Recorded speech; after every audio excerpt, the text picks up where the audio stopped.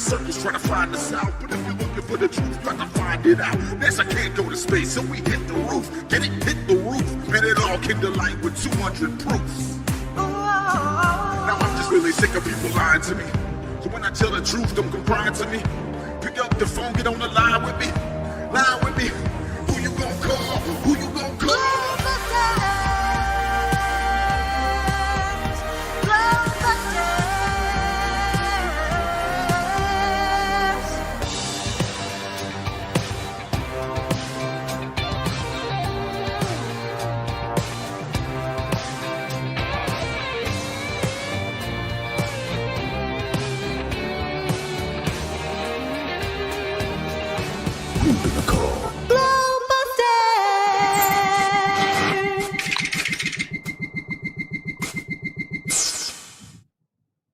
And welcome everybody to Globebusters, the incredible explosion of flat Earth.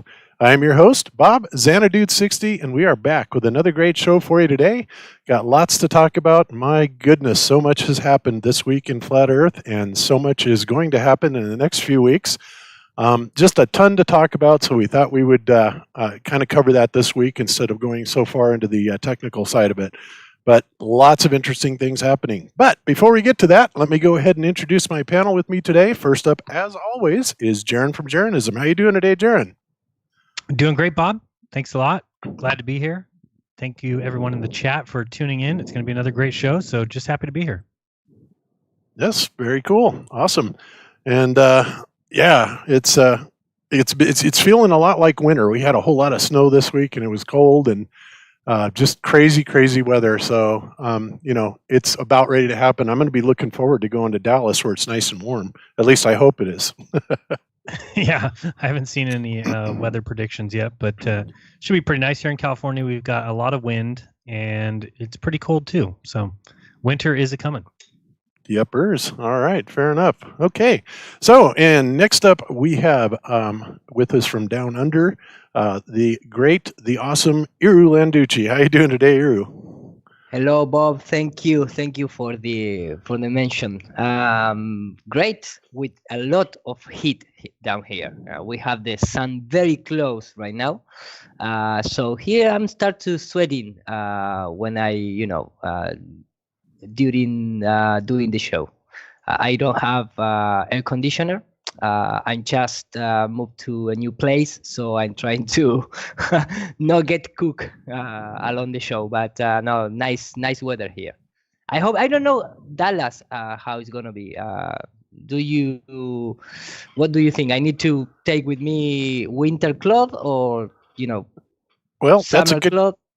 Yeah, that's a good question. I mean, Dallas it's south of us, so it's obviously going to be a little bit warmer, and it's also a lot lower than Colorado. So I would imagine it will be temperate. Probably, I don't know, maybe in the 50s or 60s. Maybe Robbie has a better idea on that, but we'll find out, and hopefully we'll get you packed up right. Okay, man. Thank you. And hello, everyone in the chat and the rest of the panel. All right, beautiful. And today, Ben is not going to be with us today. He called and said, you know what, I'm buried. I'm trying to get my presentation done for Dallas. And he said, is there any possibility of taking today off? And I said, absolutely. We've got kind of a full panel today, so, not a problem. But in his place, we have with us Rodrigo Ferrari Nunez, who will be kind of sitting in for Ben. And Rodrigo, how you doing, man? And by the way, you're muted up. How's it going, Bob and everyone? Can you hear me well? Yep, we hear you good. Thank you so much for having me again, and it's a pleasure. Looking forward to see what's going on, and as you know, lots going on in Brazil, and it's basically, as you named the show, an explosion. So a good one. Yeah, absolutely. Yeah, we'll look forward to hearing your input on that because it's just going on all over the place. So many events happening. Last night was an incredible thing. I'll talk about that here shortly. But absolutely craziness. All right. So with us today, guys, and we will be having Adam Meakin and Nora joining us from the Globe Lie European Tour here shortly after Robbie. and telling you that debacle of a story that went on today. That was crazy. I'm sure many of you heard about it. But they'll be coming on to personally kind of give you a briefing on it and tell you what happened there.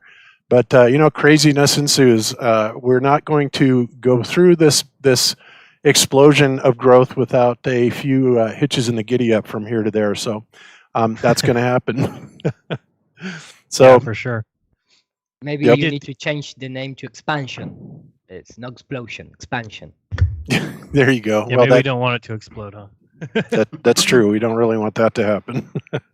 We did get a super chat from Ben Schwagel, who said hello from Red Pill 78 channel. So more good work by David, but I'm sure we're going to cover that. Oh, Yeah, that was excellent. riveting last night. I stayed up till like 4:30 a.m. watching that till the end. It was great. Yeah, I was in there just, I was spamming links and answering questions, and wow, just craziness. And David, of course, as always, just killed it. So, very proud of him, David. And David, if you want to join us when we start talking about that, I know you're listening. Feel free to jump in and tell us a little bit about it, but we'll get to that here in a bit. So anyway, next up we have with us Robbie Davidson. And of course, as you guys know, Robbie is the organizer of the Flat Earth International Conference 2019. He was also the organizer of the 2018 and 2017 conferences in Denver and Raleigh, respectively. They have been incredibly huge successes. I have to say that some of the best times you'll ever have. And we're all looking very much forward to this year's event, and it just seems like it just keeps getting better and better and better. So, Robbie, welcome. We're glad you could join us today. Well, thanks so much for having me on, Bob. It's always a pleasure being on Globebusters, the greatest show around. Yeah, well, we try. Yeah, no, it's interesting. Like if you go back to even like 2015 when you guys began, and just seeing the entire journey and just how big and how prominent it has actually become. It's an amazing journey just watching the community. I mean, you were talking before about different things happening in the community. I always say there's always growing pains.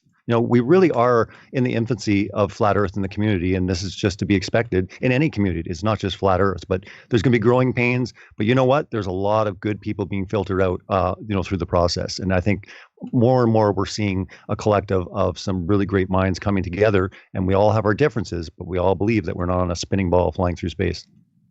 Yeah, and ultimately that's really what matters. Whether we have political or religious differences or whatever.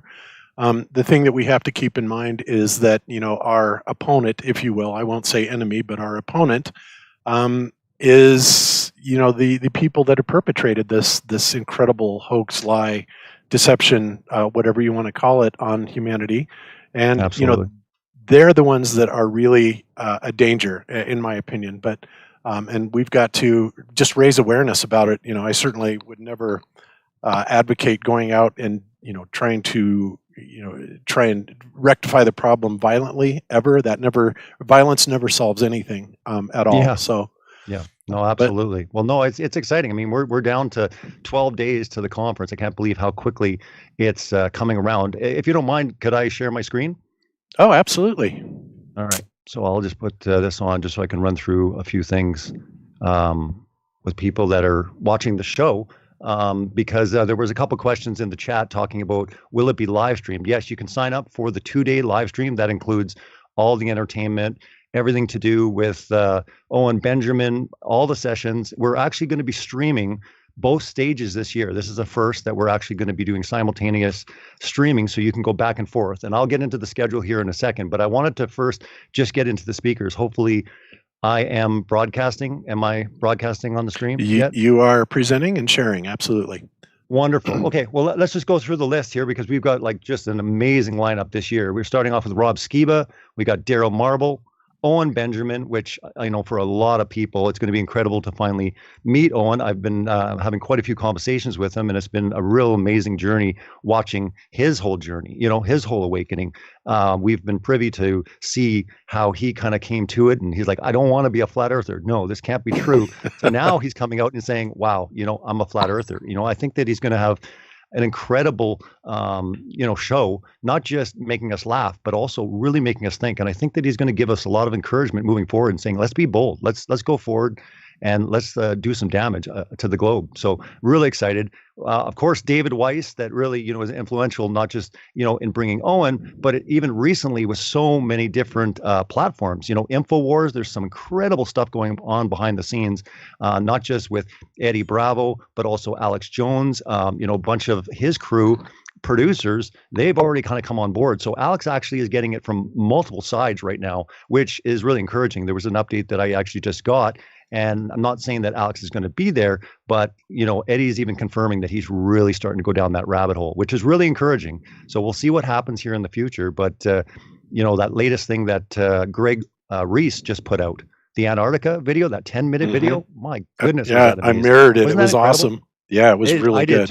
I did too. I mean, on Celebrate Truth, I think it's almost at 10,000 views, but it was incredible just in 10 minutes how he was able to put all that together. Well, Greg Reese is going to be at the conference. And I mean, he's actually going to be coming out with part 2 of that video very soon as well. So really exciting. We mentioned the Red Pill show that David was on, just last night. So a lot of people are being reached. And I think 2019, coming into the end of 2019, is going to prove to be really pivotal, huge year moving into 2020, which I agree. The explosion, or as Iru wants to call it, no Big Bang references, the expansion, I think is going to be monumental. I mean, it's going to be incredible. So that expansion, I think, is really going to go to a whole new level in 2020, because you're seeing kind of that, expansion of all the conferences happening into 2020. It's really going to be amazing. Starting off in 2017 and just seeing the growth, even with the conferences and the activism. I mean, we can't fail to mention the activism that's going on, the GlobeLi, Euro Tour, plans for USA. I mean, this thing is really ramping up. So it's very exciting. Okay, let's get into Matt Long. Of course, Matt's been, with FEIC right from the very beginning. He helped volunteer in 2017. And then from that point on, he was there in Canada, he was in Denver, and he'll be speaking as well in Dallas. Mark Sargent, of course, will be open. Hang on a second, Robbie.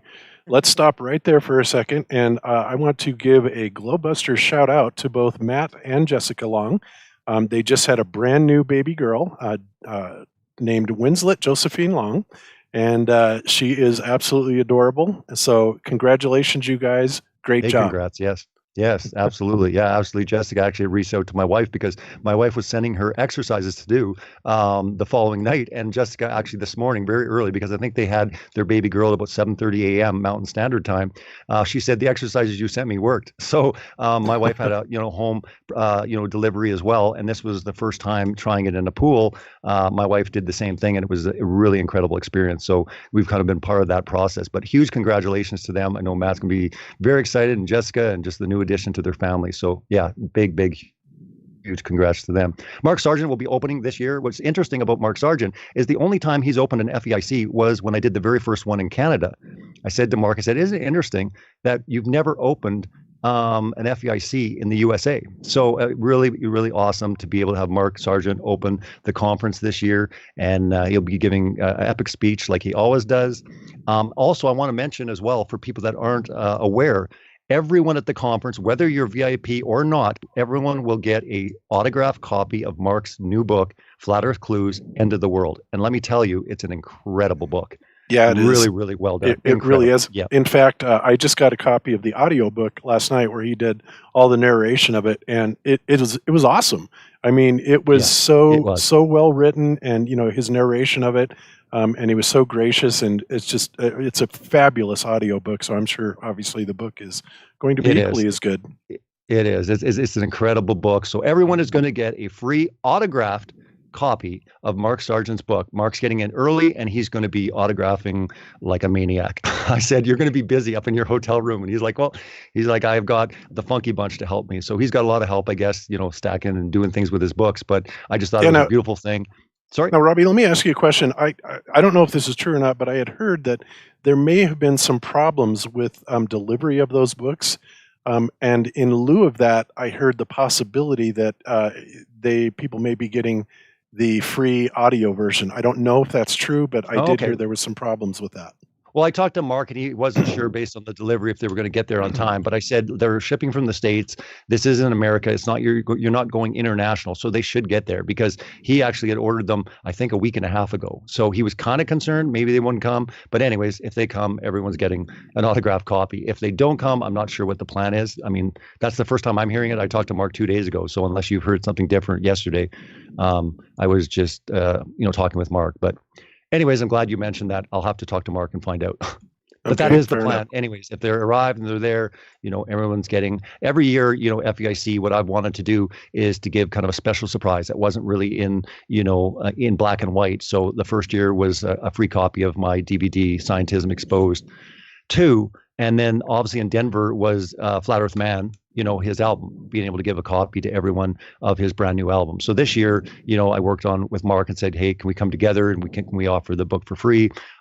So yeah, it's kind of a gift from FEIC and Mark Sargent. So hopefully that will come to pass. Again, it was more of a surprise, but I can say that the shirts this year are phenomenal. They're all on track. They're going to be there as well as some other surprises. And I'm really happy how everything's coming together. So Jaron Campanella, of course, Jaron's been with FEIC from the very start, as well as Bob. Obviously, the Globebusters crew. I mean, having everyone there live is going to be phenomenal. And again, if you can't get to Dallas and you're listening right now or you're watching, you can sign up for the 2-day live stream. $40 for both days if you go to fe2019.com or you go to flatearthconference.com. Just click on live stream, sign up. It's going to be phenomenal. You'll have your choice of the main stage or workshops. Everything will be there. And if you can't catch it even live, it will all be there for you afterwards. So you don't have to just watch it live. You can watch it at your leisure. It will be there for years afterwards as well. So that's that. And then we're getting into Nathan Thompson. He'll be doing Flat Earth 101. We got Shelley Lewis.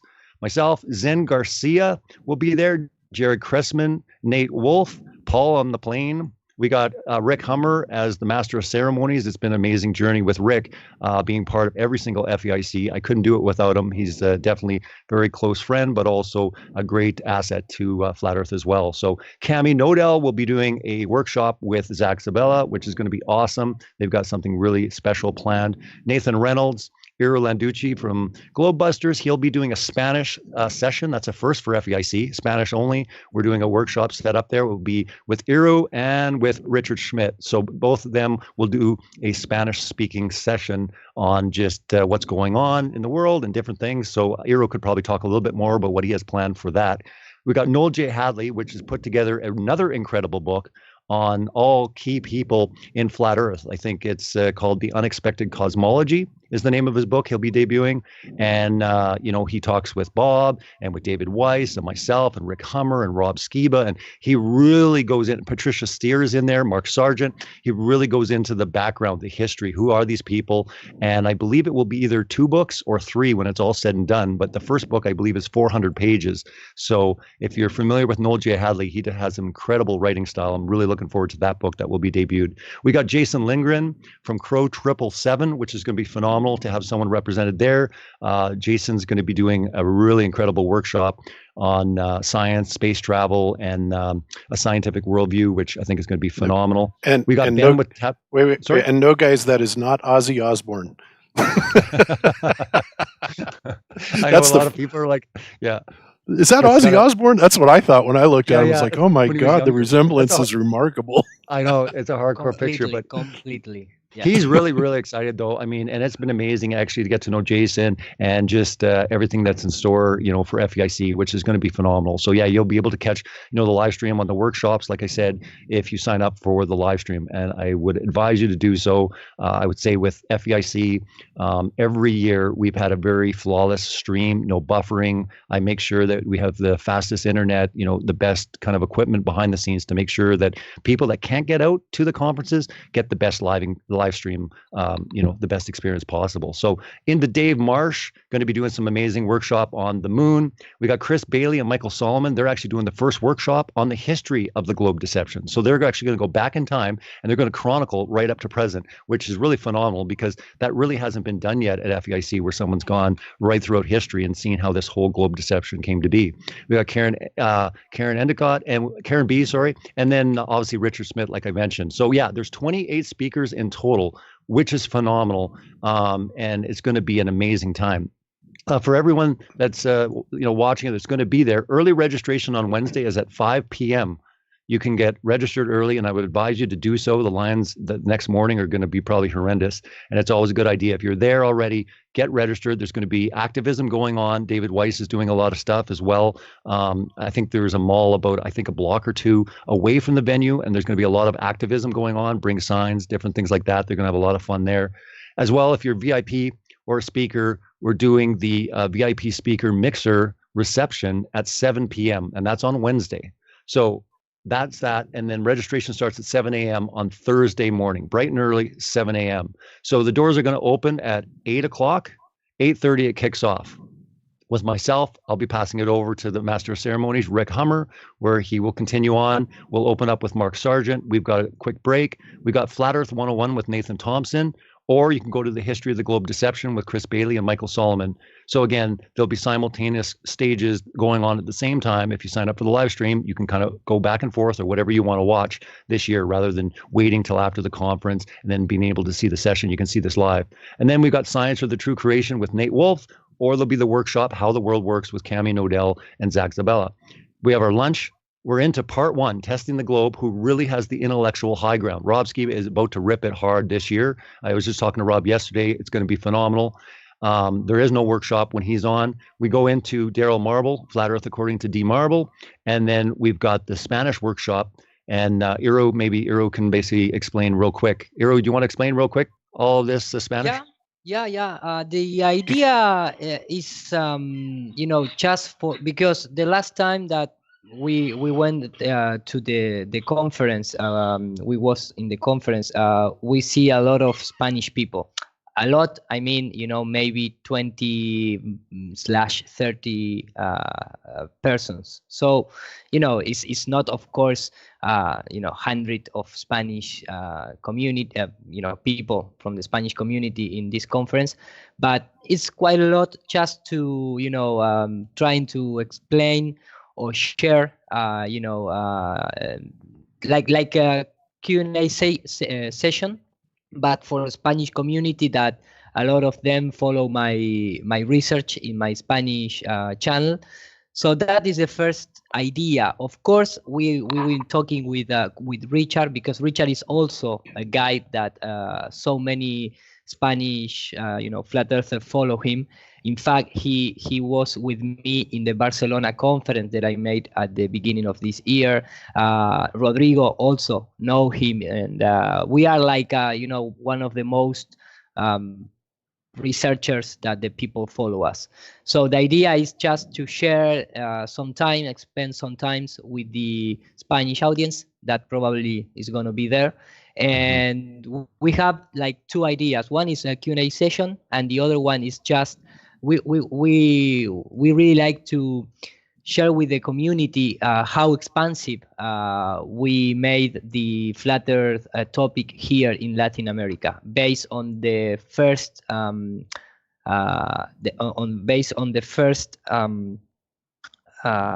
international conference, but made here in Argentina on March 3, that was picked up by mainstream media and exploded. But it exploded so much that right now on November, we have still, for example, comment in the news media that when somebody said something crazy, the journalist accused them to be a flat earther. Of course, they took the flat Earth topic, to ridiculize. But the thing is that we put in the media the flat Earth word, if you want to see it that way. So this is like the first idea. But we also, I gonna take with me, of course, my PowerPoint style presentation, and maybe I don't know how the people is going to react, and of course all the Spanish community that assist to the conference, they also speak English. So maybe if we have more people that maybe we combine like 50-60 people in the workshop, and half and half speaks English, maybe we're gonna do the same presentation but in English. Wonderful. Yeah, Never Iro, I mind, was to the I was Spanish going people. to Awesome. I was going to offer to translate, for those who didn't speak Spanish. Oh, nice. So Oh well, no, that would be good. Hey, one thing I That want I'm would to be kidding. great, I want to hear But that. the best translator, I create my own translator machine, which is Sharon. So, maybe nice. he That's could right. be there, Sharon can man. translate. I'll be Big right there. thanks I'll take also. I care of want it to all. mention before I forget though, huge thank you to Iru. He has been working so hard on so many of the video, the 3D, the animation Thanks. elements for FEIC. So Iru, big thanks, man. I know every year you do this and I really appreciate it. So thanks again for everything that you're doing. So let's continue on because I know that you're going to be getting on the other crew here soon, so we can wrap this up real fast. But anyways, we got Why Flat Earth with Matt Long, and then Our Flat Journey with Taboo Conspiracy that will be happening, and then we got Globebusters Live, Bob, Jaron, Iru, and Ben, which is going to be phenomenal. That will be ending it. We got the dinner break. We're into the Flat Earth game show. And then right afterwards, we got Owen Benjamin. So that's going to be the first day. Let's go through the second day real quick. So people get a good idea. We kick off at 8:30. We're into part 2, testing the globe, examining the preponderance of evidence. Rob Skiba. We got a break. We're into Space is Fake with Paul on the Plane, into Flat Earth Perspectives with David Weiss and Matt Long workshop. Then we're into Jaron at NASA Going Nowhere since 1958. And then the Unexpected Cosmology workshop happening at the same time. We got lunch. We're into the war between good and evil, Jared Cressman, the social engineering of our worldview, space and space travel with Jason Lindgren.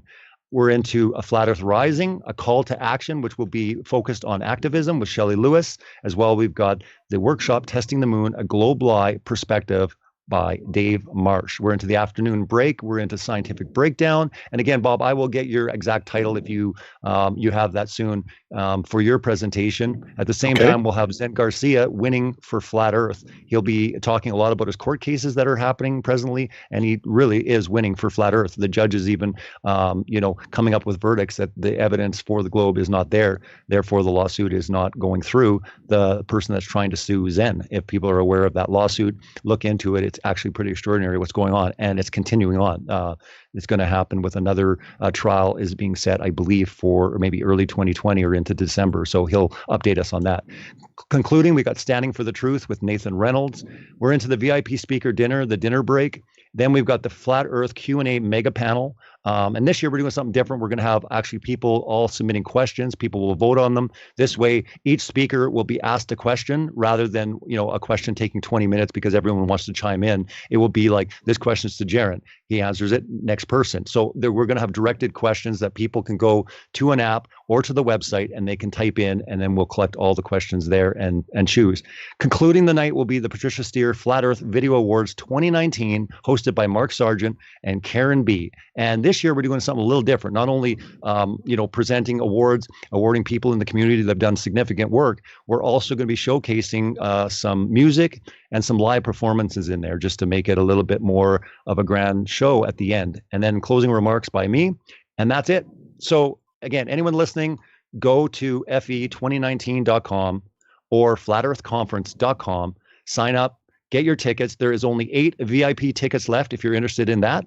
That comes with the VIP dinner, the reception, also front row access, and a couple of other goodies. But other than that, there'll be plenty of general admission. Get your tickets quick. We're down to 12 days away.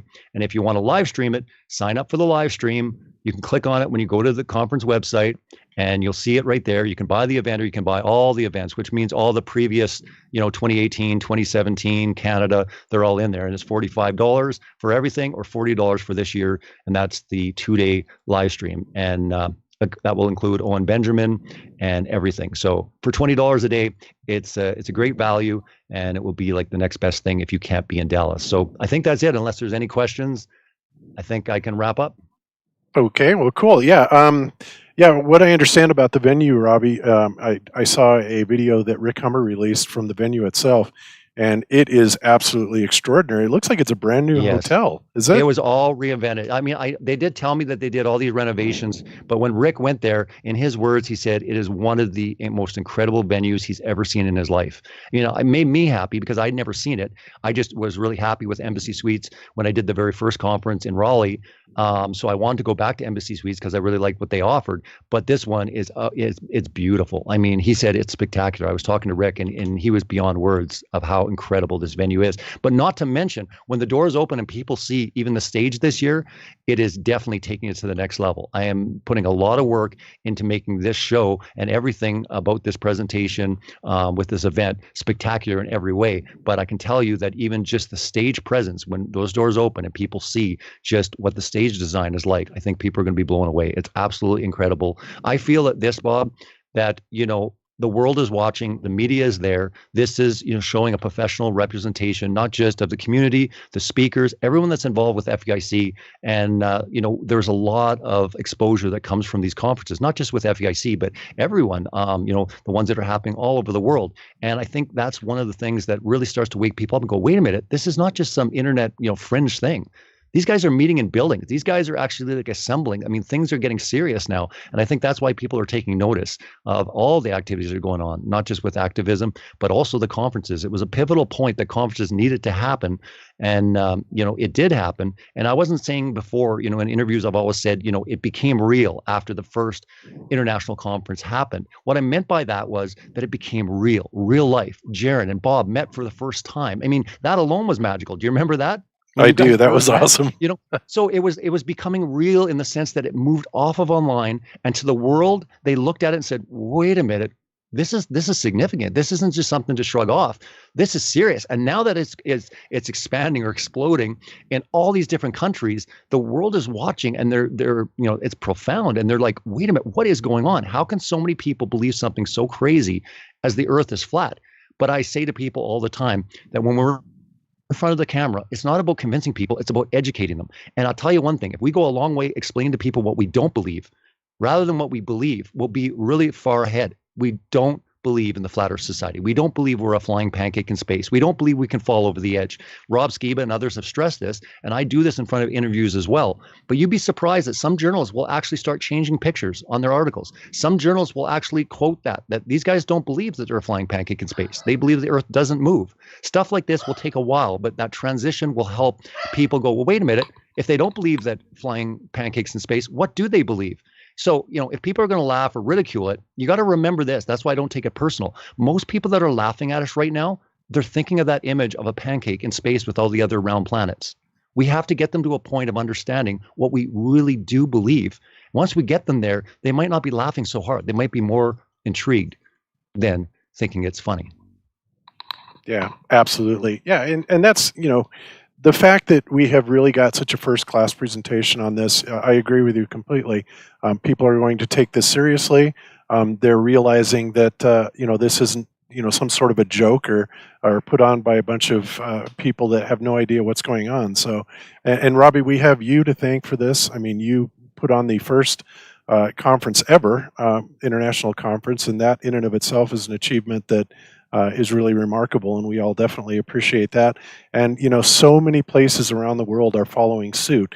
Ben just came back from Romania, and we've got the Brazil conferences going on, the Amsterdam, the UK. I mean, there's so many of them. It's becoming ridiculous. Mm-hmm. New Zealand, Australia. Mm-hmm.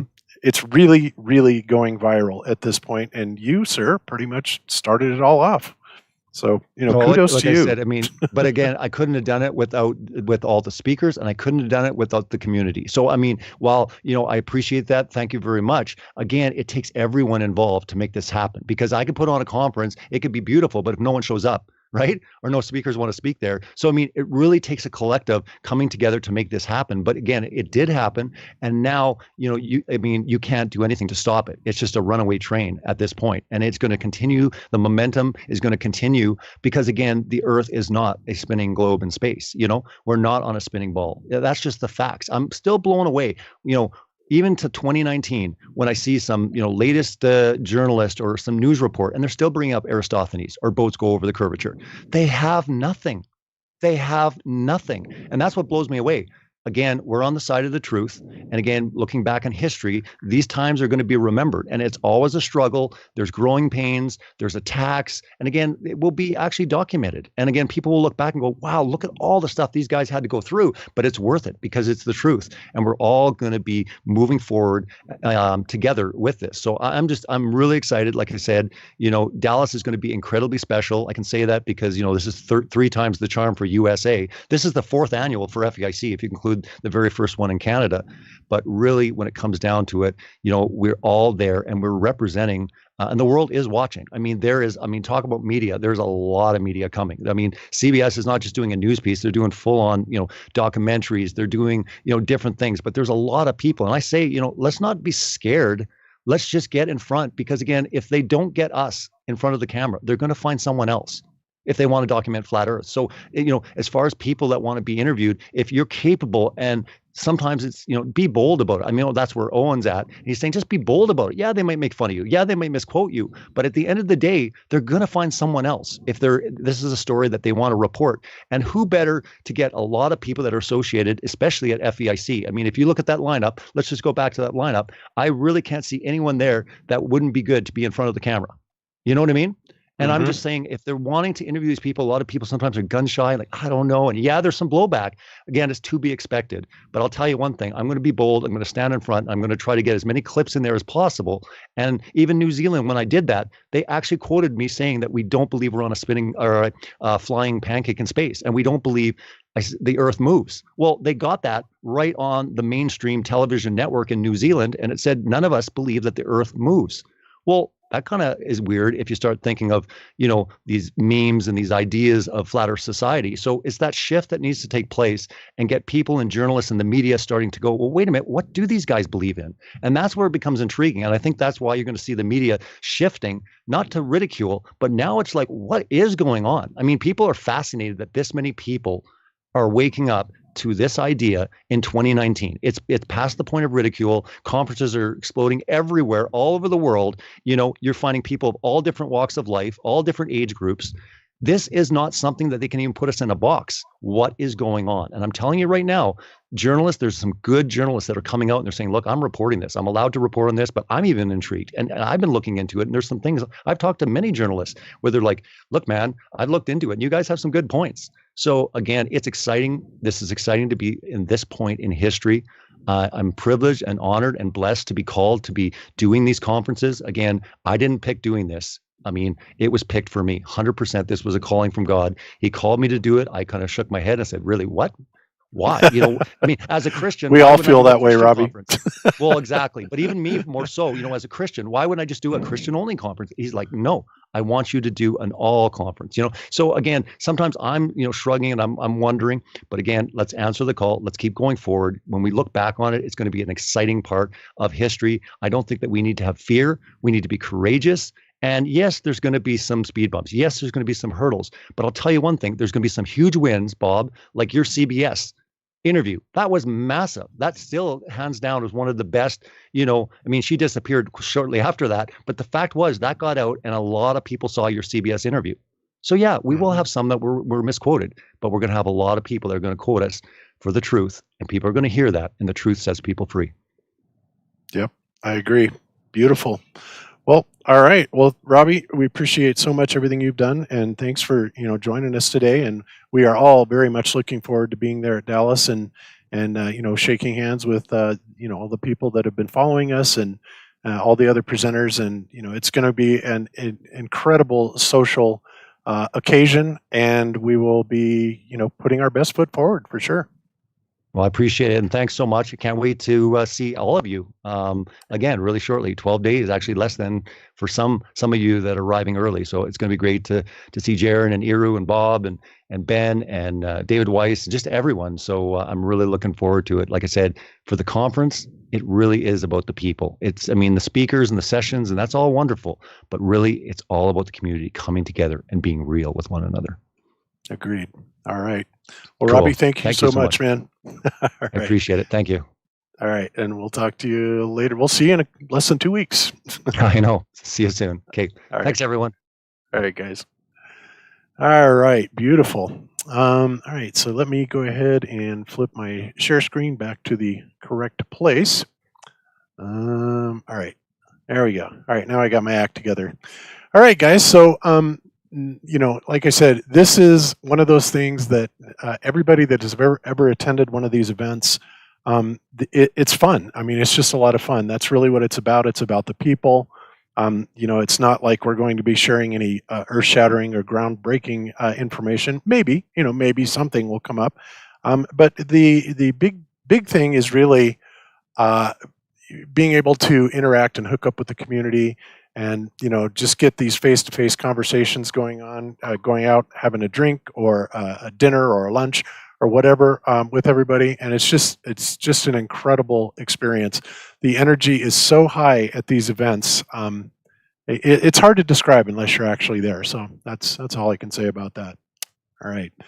So all right, guys. So next up, we are going to go over to a story that just broke this morning. I have to say that I woke up this morning. The first thing I see in my Skype is, oh my God, Adam Meakin was kidnapped by the Italian cops. It's like, oh geez, what is this about? At first I thought it was a joke, and then I found out really, really quickly that it was not. But many of you are aware of the European Globe Lie tour that's going on. And right now we've got Adam Meakin going along with the tour, along with Nora No One's Flower, and several other people. In fact, they are all in the tour van right now, waiting to join us. So, Adam, if you are there, how are you doing today, sir, after your encounter with that with the Rome PD? Good afternoon, Bob, and good evening, everyone. Yeah, I've slightly sore testicles after the place that the officer grabbed me, but other than that, full of spirits and, being honest, quite happy with the day's good work for the Flat Earth. Awesome. That's great. Okay, so I will say that Zach, Good Times for All, who's staying here with us, kind of put together a little sequence of clips that go through everything from the encounter of them coming up to initially, to the arrest, to them tackling you, and then, of course, you being released and reunited. So if you don't mind, I would like to play that and then kind of get your take on it and your comments on it. Would that work for you? Mate, I'd love to see me meeting back up with Dave and Nora, so because that was just brilliant fun. So yeah, by all means, play away, and we'll yeah. Before we do, I just want to say a big thank you to Nora, who sat next to me, for her fantastic translation, because I think without that, I probably wouldn't have got arrested.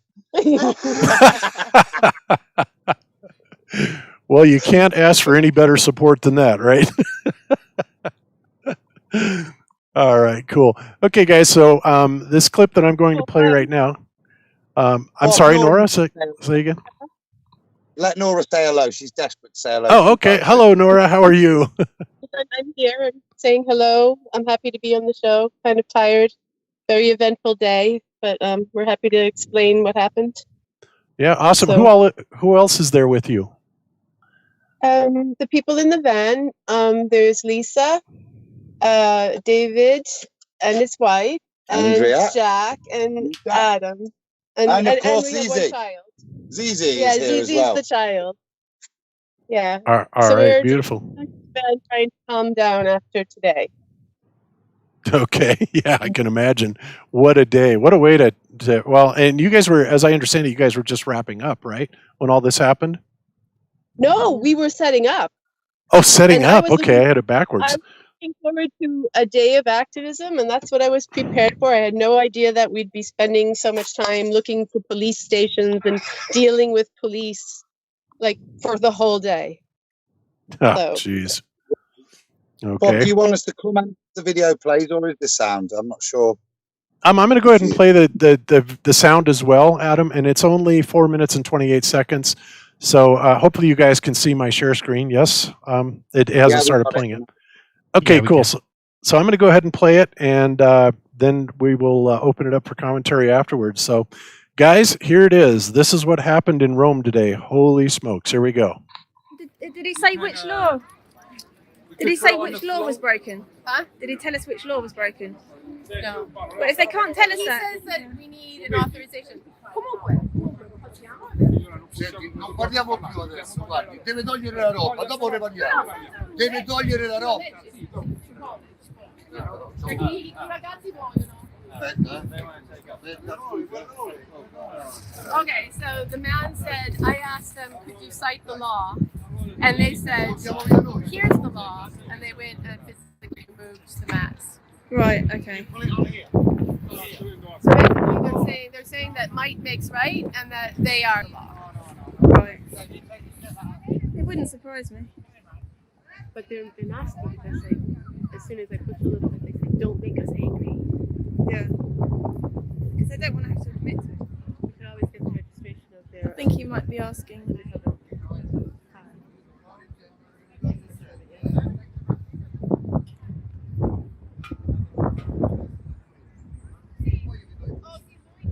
Okay, and we apologize for the audio, guys. Some of it wasn't real clear, but I'm going to go ahead and let it play anyway, because you can hear some of the conversations as they go on.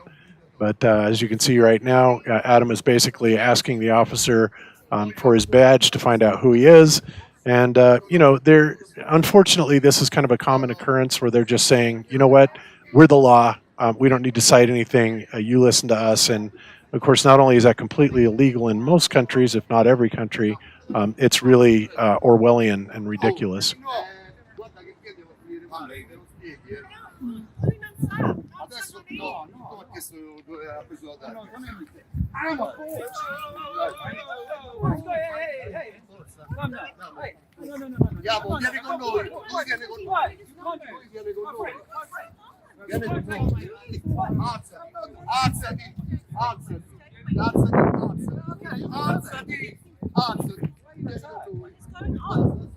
I don't know.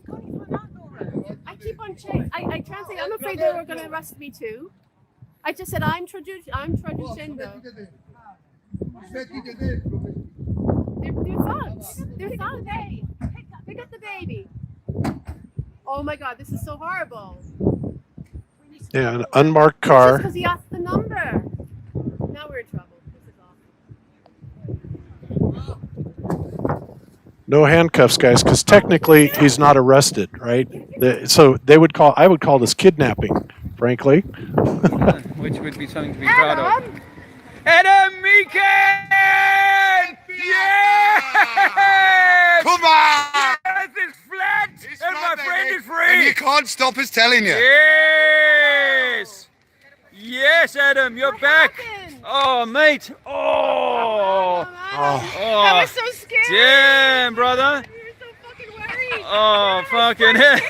That was the funniest thing of all. Oh, yeah. Well, now there was a little surprise for you there. And I me. got so scared that they were going to kill Oh, that was being bonkers. That is They didn't try awesome. to beat you up or anything.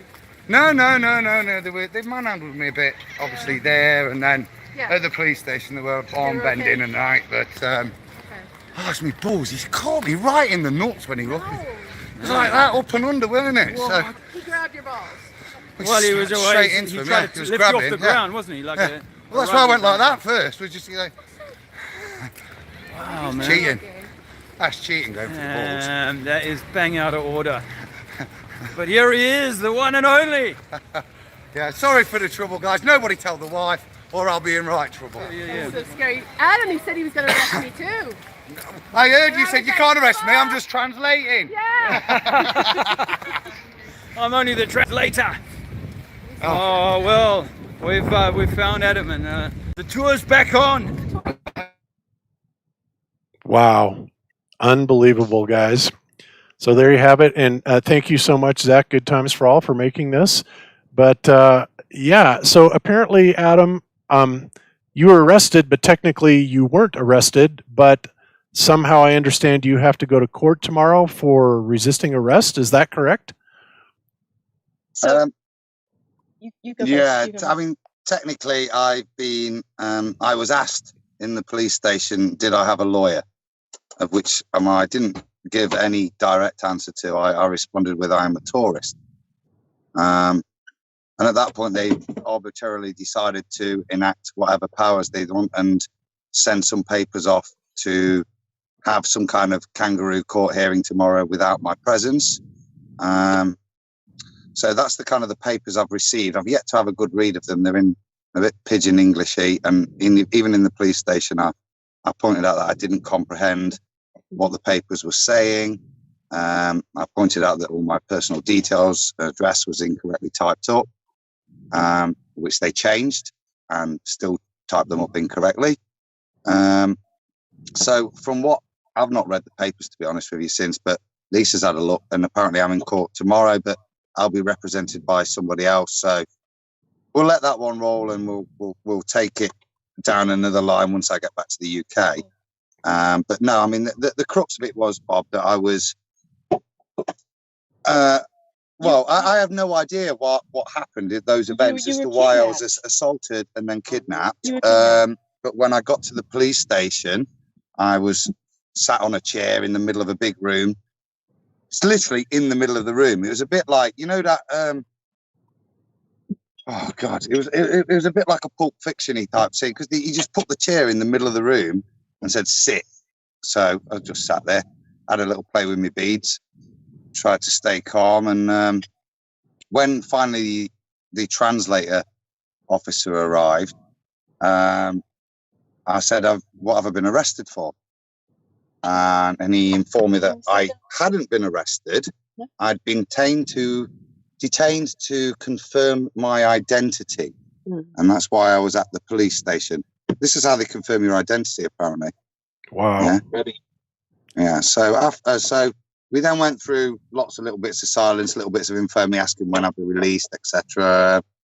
But then it appears from what we can see that I've actually been, as far as the court appearance is concerned, that I've been charged with resisting arrest, which is quite a misnomer considering at no point was I arrested. So I was translating between the plainclothes policeman there, and you see in the video where right before they arrest him, they were trying to convey the message to Adam that he would be taken away, and I thought he was saying arrest him, right? And he said we're going to take you away in the car, and I tried to tell that to Adam, and Adam didn't even really register that he was going to be taken away. So I don't think he could have resisted.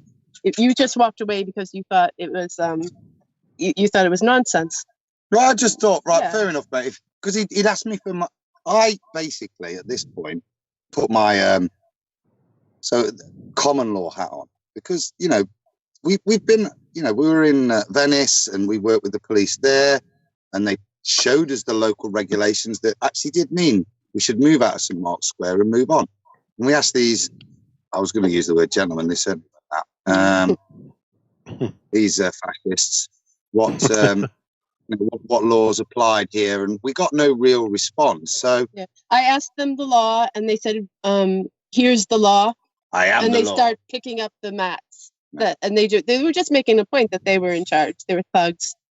And when I asked them, why are you arresting him? He said, we're not arresting him, but they were carrying him away in a car, and he was detained, and he couldn't say no to it. So to me, that's arrested, right? And I pointed that out to them. I was telling them, you're stopping him, you're depriving him of his freedom right now, and what is that called if it's not arrest? So and then they said he was resisting arrest after denying to me that they were arresting him.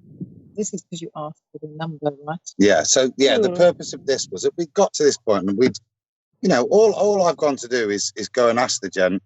Under my understanding in the UK, and there may be slight differences, but certainly as a EU citizen, I don't think there's anything untoward by if you're having an engagement with an officer who is appointed by the government to ask that officer to identify himself. And as you can see here on screen, look, it's not just a suited and booted officer. We've got this, oddly, a plain clothes in an unmarked car. So I'm asking for details of what's going off, just so that we can deal with the situation later and maybe avoid it down the line. So I don't know, in Ireland, we consider it our right to know the number of the officer. You go for the badge number. Yeah.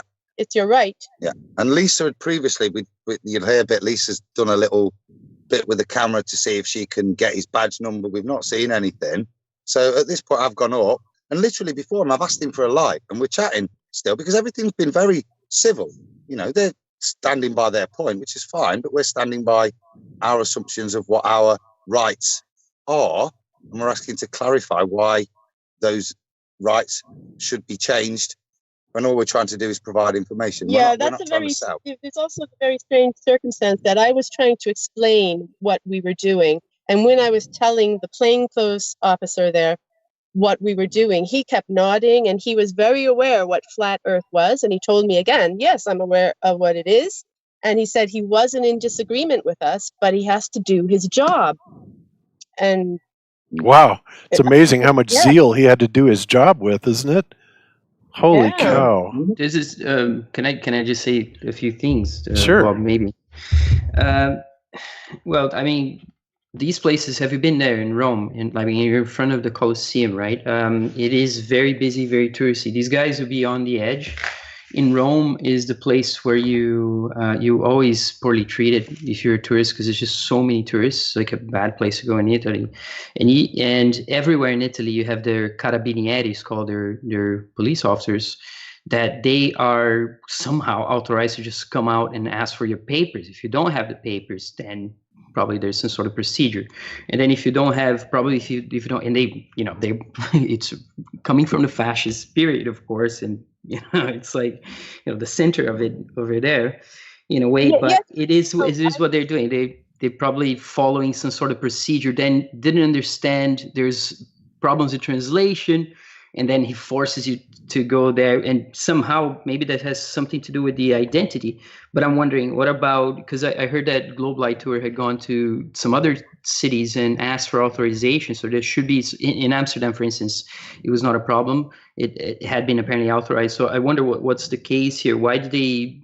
Rodrigo, I asked him why we needed an authorization and under what conditions. I've lived in Italy and I know most of the cities. I've worked as a street painter where you just set up spontaneously, and I've been taken away and moved on.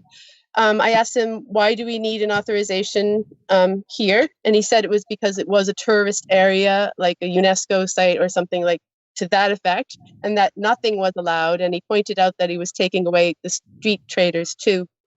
And then the question of the reason at the end that he took away or kidnapped Adam was because he didn't give him his papers. But I said to him, Adam said, I am going to the van, come with me, I will give you my papers. So he wasn't refusing to give his papers. Yeah, it seems like they thought that Adam was trying to get away or something like that. That's what it seemed like, and that's why they ran after him. No, it was very clear that he wasn't trying to get away, because he said, come, let's go for a walk, very clearly in English. He was going to get his papers. And what I got to say? Well, just to support that, look, if you see where the car is, you can see my direction of walking is from the car to a fence. Nobody's getting away, walking the solid barrier. So at no point am I trying to abscond from the situation. I've gone to go and pick up the bags and say, oh, basically, I'll sod you then, you idiot. If that's how you want to be, don't want your number. I don't want you. But most importantly, mate, I'm a European citizen. There is nothing in EU law that says if I am in a fellow EU state that I have to carry a passport or documentation and prove who I am. It's really weird that they do that there. Though I knew it because when I lived there, people told me, carry your papers because you're Brazilian and I've lived in Italy, and I'm very aware that they want you to carry your papers there. But I was saying to the two officers there that Adam doesn't know that, and if you don't know the law, how can you be said to be offending if you're not informed of what you're not supposed to be doing? So how could he possibly be doing an offense? And as soon as they said, well, you have to get your papers, he complied immediately. He said, let's go to the van and get my papers. So I asked the officers, what are you doing? He's saying yes. I just got very nervous because they threatened to arrest me, and that was scary. Yeah, those things are scary. I'm being tapped by policemen in Brazil as well, which is, we even more scared because they can literally, sometimes they kill people. My mom's seen it, actually. It's crazy. But my approach to these kinds of situations is basically, yes, sir, la, la, la, la, la, and like kind of try to play along because you know that if it goes a little bit sour, you may get, the club in the head.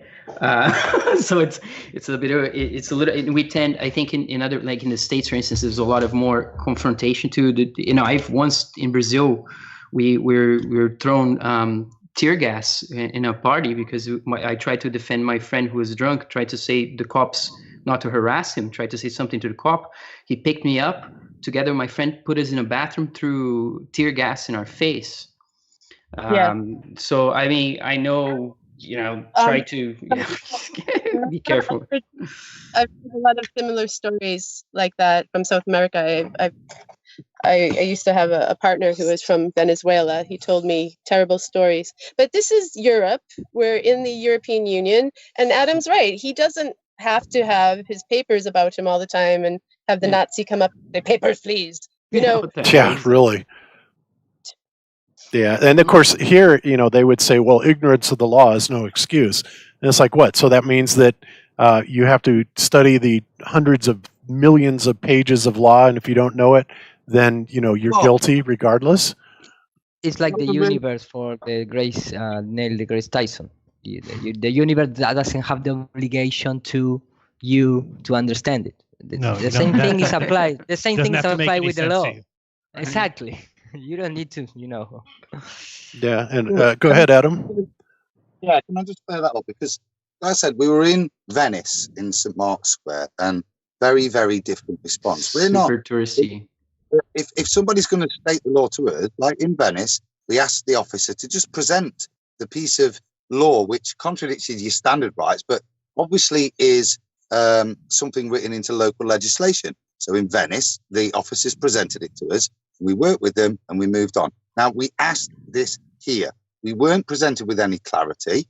We were just told, frankly, I remember a point where he said, I am the law. Old Kojak there that you saw. Mussolini. Yeah, and so, Mussolini. We were very cordial with here to try and create conflict, but we do want to stay where we've gone. And we would, if we're going to be moved on, we would like to know the powers that they have to move us, other than an egotistical statement of I am the law, which is not acceptable. And the reluctance to show you his ID and to put you into an unmarked car. It's just like an assault and a kidnapping. Yeah. There's nothing to make it.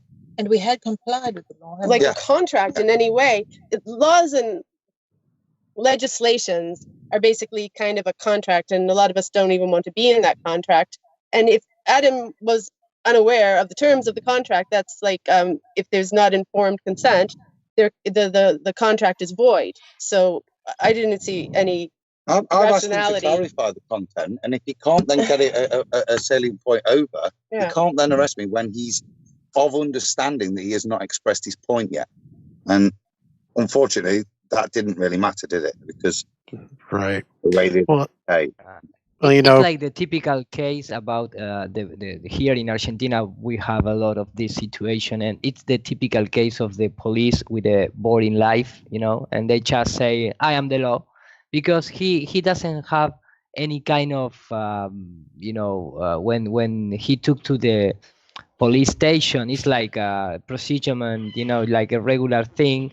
So there are people like with bad days, with the boring life, and they just play this kind of authority. And okay, you know why? Because I want it. Because I want it, I'm going to pick you up and put into the car and lead you to the police station. Because Because it's the kind I of want thing, it. you Just crossed like a little line, right? You crossed a little line. Maybe they looked at you, they didn't like you, or something you did, something that triggered them, and boom, they kind of go off and bang. Exactly, because they don't have nothing to complain then in the police station. Maybe his boss is telling him, okay, don't do it anymore or whatever, because they are all friends inside of that institution, things like that. And then it's just like that, maybe it's like Rodrigo said, you just cross a little line. He was, in the bad day, and he wants to. I'm hero, mate. No, I'm not having that, pal. I before I was a flat earther, I was brought up in the common law movement. Okay, I'm not aggressive. I didn't shout. Of course, man. Of course. All I asked was for information. The thing that triggered the man to assault me was when I asked for him to identify himself. Right. He felt threatened, right? He felt like you're trying to threaten him, and then he moved on to assert his authority or something. Yeah. He perceived him being identified as a threat. That isn't me threatening him. You can't place that on me. No, I'm not saying you're threatening him. I'm saying he felt threatened by you. because it is as somebody who believes he has the authority. When Rodrigo, somebody says, yeah, sorry. obviously he had a problem with emotionally with power, and I could see that exactly. That's what I'm saying. He was grumbling about the fact that he was working, and he almost looked at the other guys resentfully. That, oh, here I am working, this is my boring cop job, and look at these guys out here able to talk about the flat Earth. And he knew well what flat Earth was, and I think he actually has studied it. So it was just like he had a chip on his shoulder. He had a chip on his shoulder, but that does not give him the right to be kidnapping and assaulting people when he's paid by the Italian taxpayers to protect the peace. So. Yeah, exactly. Well, I don't know how it is in other countries, and a lot of times the police officers have no idea, even the laws that they're enforcing, and frankly, their fallback excuse is always, well, I was just doing my job. Now, here in the United States, and this was something, when I found this out, I was absolutely blown away. But there was a gentleman that wanted to be in law enforcement, and he, took college courses on it. He went through all these courses. He went through and aced all these tests, and then he was denied employment. And he's like, why? And they said, because you had far too high of an IQ. And he's like, well, what does that have to do with anything? And they said, well, what we found is that people that have officers that have an IQ over 100 typically will figure out the dangers of the job. And then after we invest all of this training into them, they will quit the job, and then we're out all this money. So he sued, and this went all the way to the United States Supreme Court. And this, you can look this up, guys, no kidding. And the United States Supreme Court law held up and the decision, and basically it is now policy that if you have an IQ that is over, I believe, 105, and they prefer it to be right around 100, which frankly is pretty low, they don't want to hire you using that excuse. But I think personally, the real excuse, the real reason that they don't want to hire officers with high IQs is because, some of them are going to figure out, some of the stuff they're doing is blatantly unconstitutional and illegal. So I was astounded. I don't think you need a high IQ to figure that out. I don't believe IQ, by the way, but I know what you're saying. Maybe they believe that that's something you can tell by that, but the hundreds, how they calibrate it as a normal person. So it's kind of like Fahrenheit, the eugenicist Nazi, essentially, who calibrated in the United States to completely destroy the actual purpose of the test. But that's a whole other story. Yeah, it is. Yeah, I mean, why would you even want to join? You know what I'm saying, right, Bob? Like, common sense says, don't go policing and hitting people, and but if you're getting attacked, what do you do? That's why in the States you have the supposed to have the right to bear arms, right? So there's a whole very complicated story. Yeah, it really is.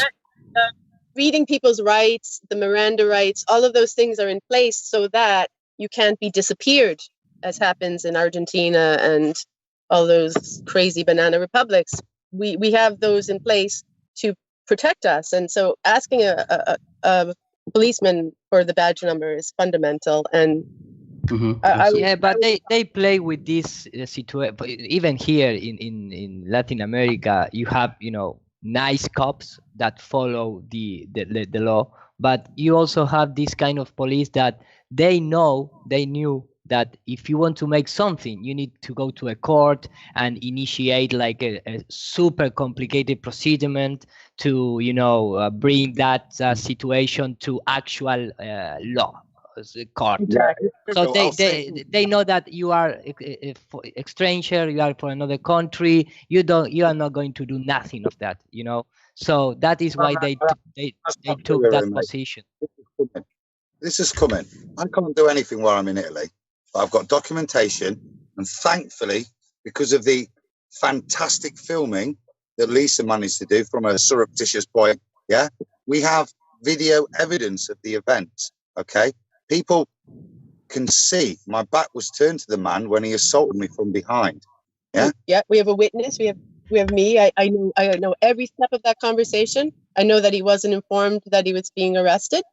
And if you watch the whole half-hour interaction we had with him, we were like friends with him. We were chatting. Yes. We packed up our stuff as they'd asked us to. He was being very friendly to me at first, and then he snapped at one point. and just got angry. Wow. Strange. Well, Yeah. well, I'm sorry that you had to. Italians do that sometimes, you know. It's kind of, I think I grew up with, because my grandpa was Italian, and like snapping is one of the things they sometimes they can do. They're Europe knows this. they're dramatic and passionate here, aren't they? Yeah. Yeah. Yeah. It's not true at all. Italians don't snap. What the hell you guys are talking about? It's the Pope. It's the Pope law. We are all under the Roman Empire. It doesn't matter in what country you are, man. Yeah, that's true. That's my first comment in the chat was all fascist roads lead to Rome, right? So, all right. Yeah, Well, if only anyway, Rome didn't get the, you know, like the ego, the American ego comes straight out of Rome, right? The whole thing Right. comes straight out of Rome. yeah, totally. So, Well, that ends well, and we were happy that he was just released safely. It could have been worse. yeah. I really Well, it could have been. Adam, I'm sorry you had to go through that, but you know, the world has witnessed it, and we've seen the injustice of what actually happened today, and hopefully it'll raise a little bit of awareness. Who knows? But Can I just have one question? Like the one thing you guys would say, this was not because of the flat Earth. It was because of the spot and because of what happened. But it was not that. At least it was not, you know, Simon Dan trolls, you know, causing a stir, or these guys targeting you. I don't know if it was because of the flat Earth, but I know that the fact that I was speaking to him about flat Earth, and the fact that he was just working, and that the feeling he had about his work. Oh, that's what you were talking about. Had That something okay? with the fact that he got angry. So it may have been. It may very well have been because of that. Who knows? You made him realize he was a slave or something, and then he's like, "Ugh." Yeah. right, because said when he said I'm only doing my job, I said, oh, NASA only does their job too, you know. Yeah, unbelievable. Well, you start to make his blood boiling inside, and you never want to do that with the, you know, with the guy with the plaquette in the chest and the gun in the hips, and you know, things like that. Yeah. Cool. All right, guys. We're gonna have to hit the road, but if you could just, if I could ask one favour, and Sure. that's just to give a shout out to the amazing people that I've shared today's events with. So I'll start with Nora here. I don't know if we can. Don't take my picture. Nora, you're on. Yep. You're Yep. the globe. You're on. Now. So shout out to Nora, to Andrea, and when I wandered back from the van, I got released from the police station, and luckily I thought, I know they're not going to leave me, obviously. Went back to the police station, and you see this face here. I've never been so pleased to see any face ever than that one. And I just looked at her, put my arms, I don't even know, did I speak? And I got the best talk ever.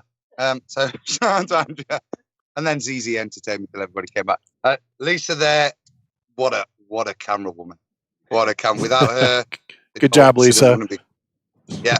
There's Dave, who frankly antagonized the shit out of him halfway through, bringing the megaphone out, going, La terra è piatta. Once we packed the banners up, and there's Jack, the legend that he is.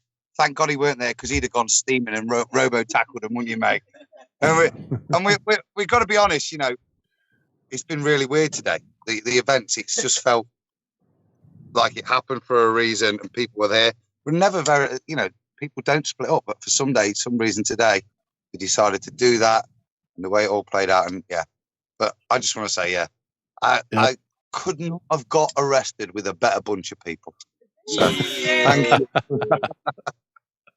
All right, guys. Well, shout out to all of you, and thanks for the great work you are doing, and all the fabulous activism. And yeah, just keep going. You know, don't let it get you down. At least it had a positive outcome at the end of the day, and people's awareness has been raised just a bit. So, thanks, Adam, for joining us, and everybody there. And you know, good luck. Yeah. See you all. We'll be at Pisa tomorrow. So I'm going to have a go at pushing that leaning tower down and see if I can get it again. Be safe, Adam. God bless. Cheers, Jared. See you later, guys. Love you all. And yeah, keep it flat. All right, guys. Bye-bye. All right. Cheers, guys. All right. Wow. What an ordeal. Holy cow. But you know, that's one of those growing pains that we're going to have in Flat Earth. things are going to go wrong. We're going to have issues that pop up. So you got to take the good with the bad. But, thankfully everything worked out okay. Cause when I heard he was, so-called kidnapped, which essentially it looked like he was, it's like, wow, how do you even respond to something like that? It's just really scary.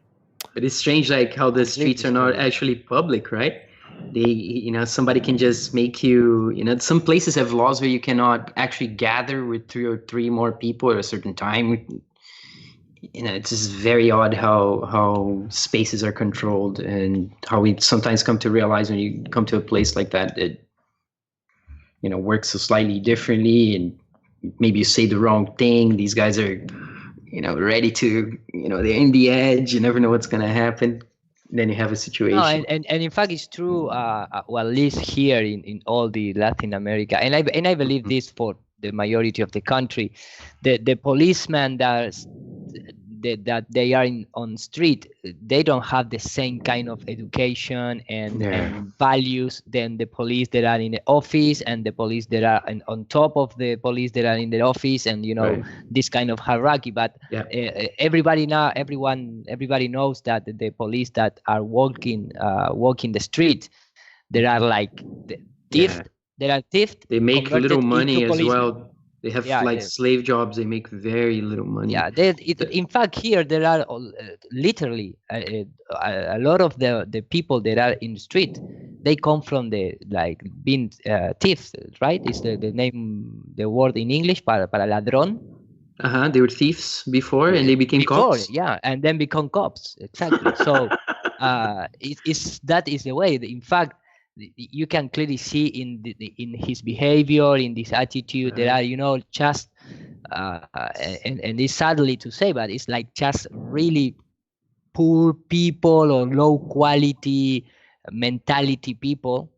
That is why they put on the street with a gun and something to hit you. Crazy. Because some kind of normal person is not going to react like that, and they need people that react in that way on the street, because they need to produce fear. Right. Yeah, absolutely. Okay, guys. Well, let's follow orders. Let's move on from this rather depressing subject, and let's get back to our primary topic of the incredible explosion of flat Earth. And I want to cover something that happened last night. And once again, I have to give a big shout out to David deep inside the rabbit hole, who has joined us here. But what happened last night, guys, is a channel that I just subbed to just now.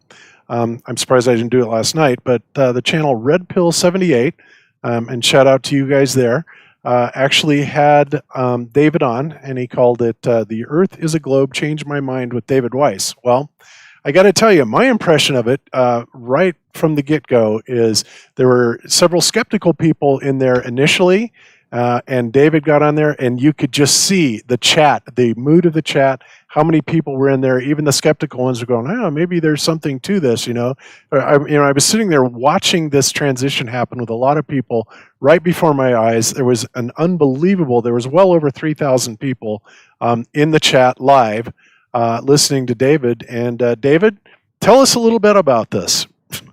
So Red Pill heard me on SGT, and before that he was like all of us pre-flat, which was flat Earth is ridiculous, and heard it there. Guy has an open mind and is willing to look at stuff, and doesn't mind changing his mind based on new information. So he wanted to explore it, got in touch with me, and we came on. I want everybody to remember, that chat was insane, by the way. I couldn't even look at it. And that Paige was trying to monitor it, and she just bailed after 5 minutes, started texting Jaron, like, how do you deal with this? But it was it was the same thing happened in Owen Benjamin's chat. When Owen first had me on, people absolutely freaked out. And now I would say, what do you think? 90% of his audience knows that we have a problem with the ball? Yeah, big percentage for sure. Yeah, so I don't fault his audience. They did what we all did. We're starting to forget that we reacted the same way. Jaron told his wife she was an idiot. Right. Okay. Yes. When she brought it up. Okay. So everybody, that was their first introduction to flat Earth. A lot of them are coming over. I'm getting messages. The people are looking at the app. People are coming over to Globebusters. So we just got to give them time. And it was with looking at the chat and not knowing where the conversation was going to go. I'm second guessing everything I did. There's so many things that I wanted to say that I didn't say. I brought up a Flat Earth Society thinking he must already know that, and he's like, "Oh, I never knew that was controlled opposition," and I wanted to revisit that, but I never got to it. So, I think Dave. I just think you did such a great job because I think people fail to realize how hard it is to do that, and to try and summarize Flat Earth in an hour and try to take everyone's questions and his questions, and then he's reading constantly from the super chats. I just think you deserve a good shout out because it's not easy. Anybody who thinks that they would do a better job, I would love to see it. I would like to see someone do a better job. Right. But honestly, really no helps harm. as well. Thrilled. Yeah, it was good. Yeah, so my goal was just to try to introduce people to realize that there is a question, that the stupid things that we've been programmed to believe, that there's no other answer to, that there are other answers. And I touched on a lot of things, so I was happy with it. I could have done better, second guessing myself, but next time I'll do better. But again, the callers had nothing. I mean, well, the one guy had me stumped. The airplane that flies backwards. What the hell was that? What the hell is rotating faster than it? What was he talking about? I know exactly what he's talking about. You actually did very well, David. The way you said, you tried to come up with an explanation that was more plausible than what he was trying to say. When you're saying you got some kind of crazy headwind, what else could it be? Never heard any like going into a 350 mile an hour headwind, and he could maintain flight at 300 miles an hour. Yeah, he'd be going backwards. But that's just ridiculous. It's not the way it works. And I think David brought up, the fact that, and I've seen that when driving to the airport or something, you look up at a plane, and if you're going the right direction and looking up into that distance, it can appear that the plane is standing still or going backwards. Right. Yeah. But it's not. And the weird thing about that caller is I think he tried to claim that he was a pilot, and he actually flew backwards. Exactly. And then he didn't really have much to hold that position. Yeah. The thing is, when you're introduced to Flat Earth and you truly, honestly, deeply believe that it's utter nonsense, the human mind does a funny thing. It'll make up things. It'll make up excuses just to maintain, not have the world ripped out from underneath your feet. Because Flat Earth is the biggest revelation at this point that anybody can come to. You find out that there's a whole nother world out there, that we are in a prison of our minds by the people that are deceiving us, that are hiding the flat Earth from us. Someone put in a super chat. I was trying to stir some ruckus about Nathan Thompson. Did you guys see that one? I saw it. Yeah, saying that he lost his job because he became obsessed with flat Earth. Nathan was in a multi-marketing company and found out about flat Earth, and I guess the people over him didn't like it, and they stole all of his accounts and shut him out. Well, Nathan's reinventing himself. Nathan is the madman that we all know and love. Super smart guy, knows his stuff, and he's reinventing himself. I say, thank God that person did that, because it's a whole new door, a whole new life for Nathan, and I'm sure it's going to work out fine. But the point is that when you really think about it, just forget whether you believe in flat Earth or not. If you just imagine the Earth is flat and everything we're saying is real, if you're not absolutely freaking out and doing everything you can to expose this deception, you're not doing enough. Like, we're not doing enough, because this is bigger than we're even making it out to be. We're going on living our lives. But imagine if someone came to you tomorrow, Jaron, and said, "Hey, Jaron, from here forward, you can only stay in your yard. And the only store you can go to is the convenience store that's right next door, the little shop. And that's it. You can't go anywhere else. And I'm taking 50% of everything you make. And you these are the restrictions that we have on us. It is equivalent to that on a world scale. And people aren't realizing that. But when you wake up to this deception, that's why we are doing what we're doing now, because we're in a prison when we don't even know it. Yeah, totally agree. Yeah, I think it also helps. Like watching last night, I was doing something else. I was doing a live in Portuguese for my Brazilian channel, talking about Paul and the Plains work, and actually a bunch of people actually showed up. I was surprised. There was a bunch of people in the live, such a small channel. Bob, sorry. I was just going to say that what I thought was remarkable was that what we need more is just seeing the confidence that David has, like dealing with he's seen it all before, and that's happening more and more and more. People are getting so used to their repetitions. Like they cannot come up with anything better than boats going beyond the curve and things like that. So we're getting way ahead of the game. And that, for people who are coming new into it, and when they see how David deals with it, it's like slap, slap, slap, slap, slap. They're like, oh, that must be something here. It was really fun taking calls because I'm like, there's one guy, he had like a whole bunch of questions. He goes, all right, I got a question. And I'm sitting there going, all right, which one's it going to be? It's going to be Boats Over the Horizon? Is it gonna, I'm just trying to guess. Stars rotating, the way. Nothing we haven't heard before except planes flying backwards. That one, Right. I may have That to one was new. But man, you are in the best moment of your life. If you want to see in terms of the music like Green Day, you must be start singing that kind of song, David, because you have this last month interviews with Alex Jones, with this guy, with the other one. You are in the best moment of your life. Well, you know what? This is the best moment, the era of all of our lives. I just happen to have the biggest mouth. And I happen to be, getting into. Amen.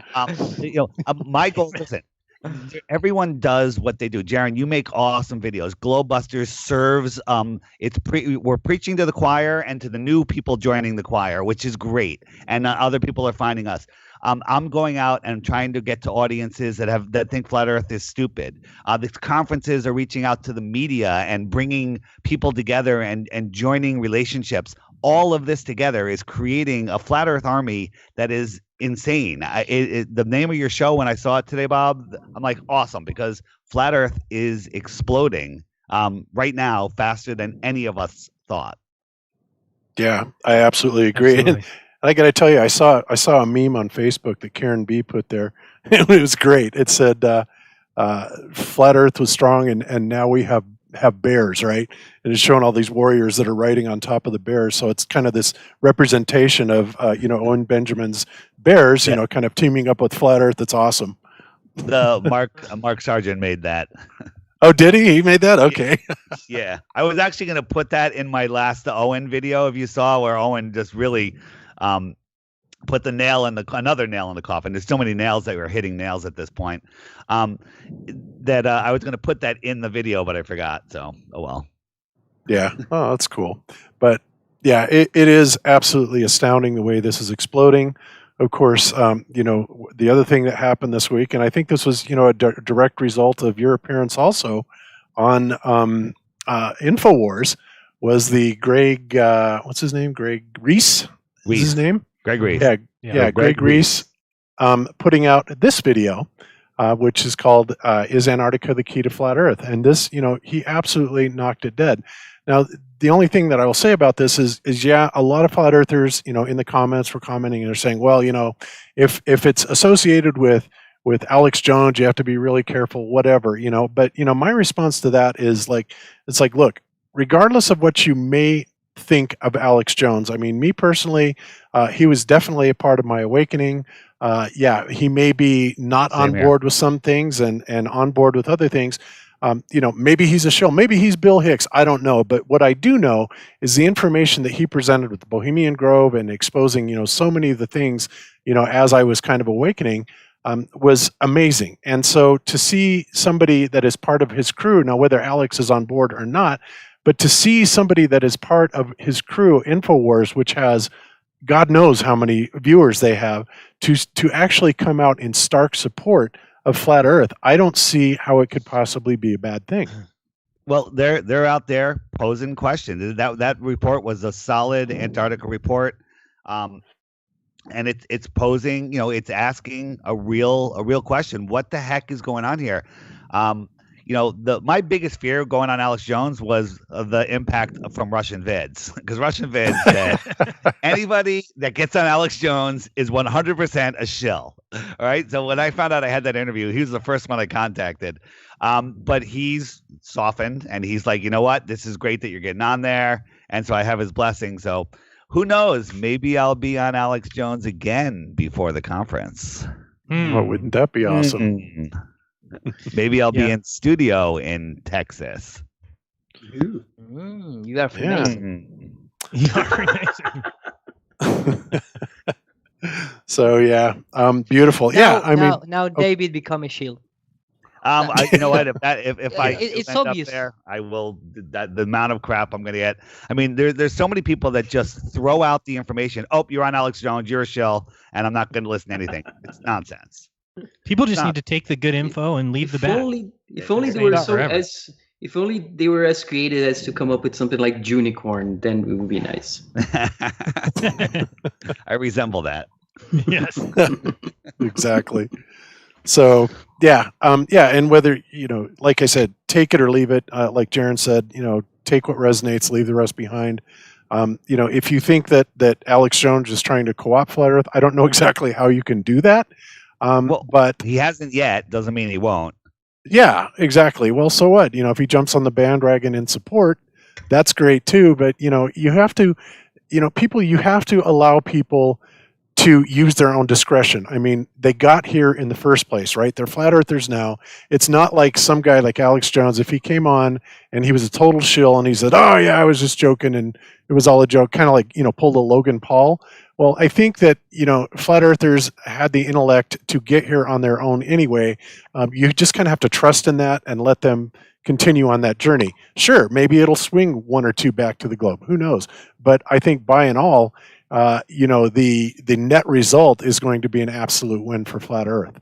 So, Bob, there's no way that that you get this information out when you realize there is problems with the globes and there's questions that have answers that you didn't think were possible until you really looked at them.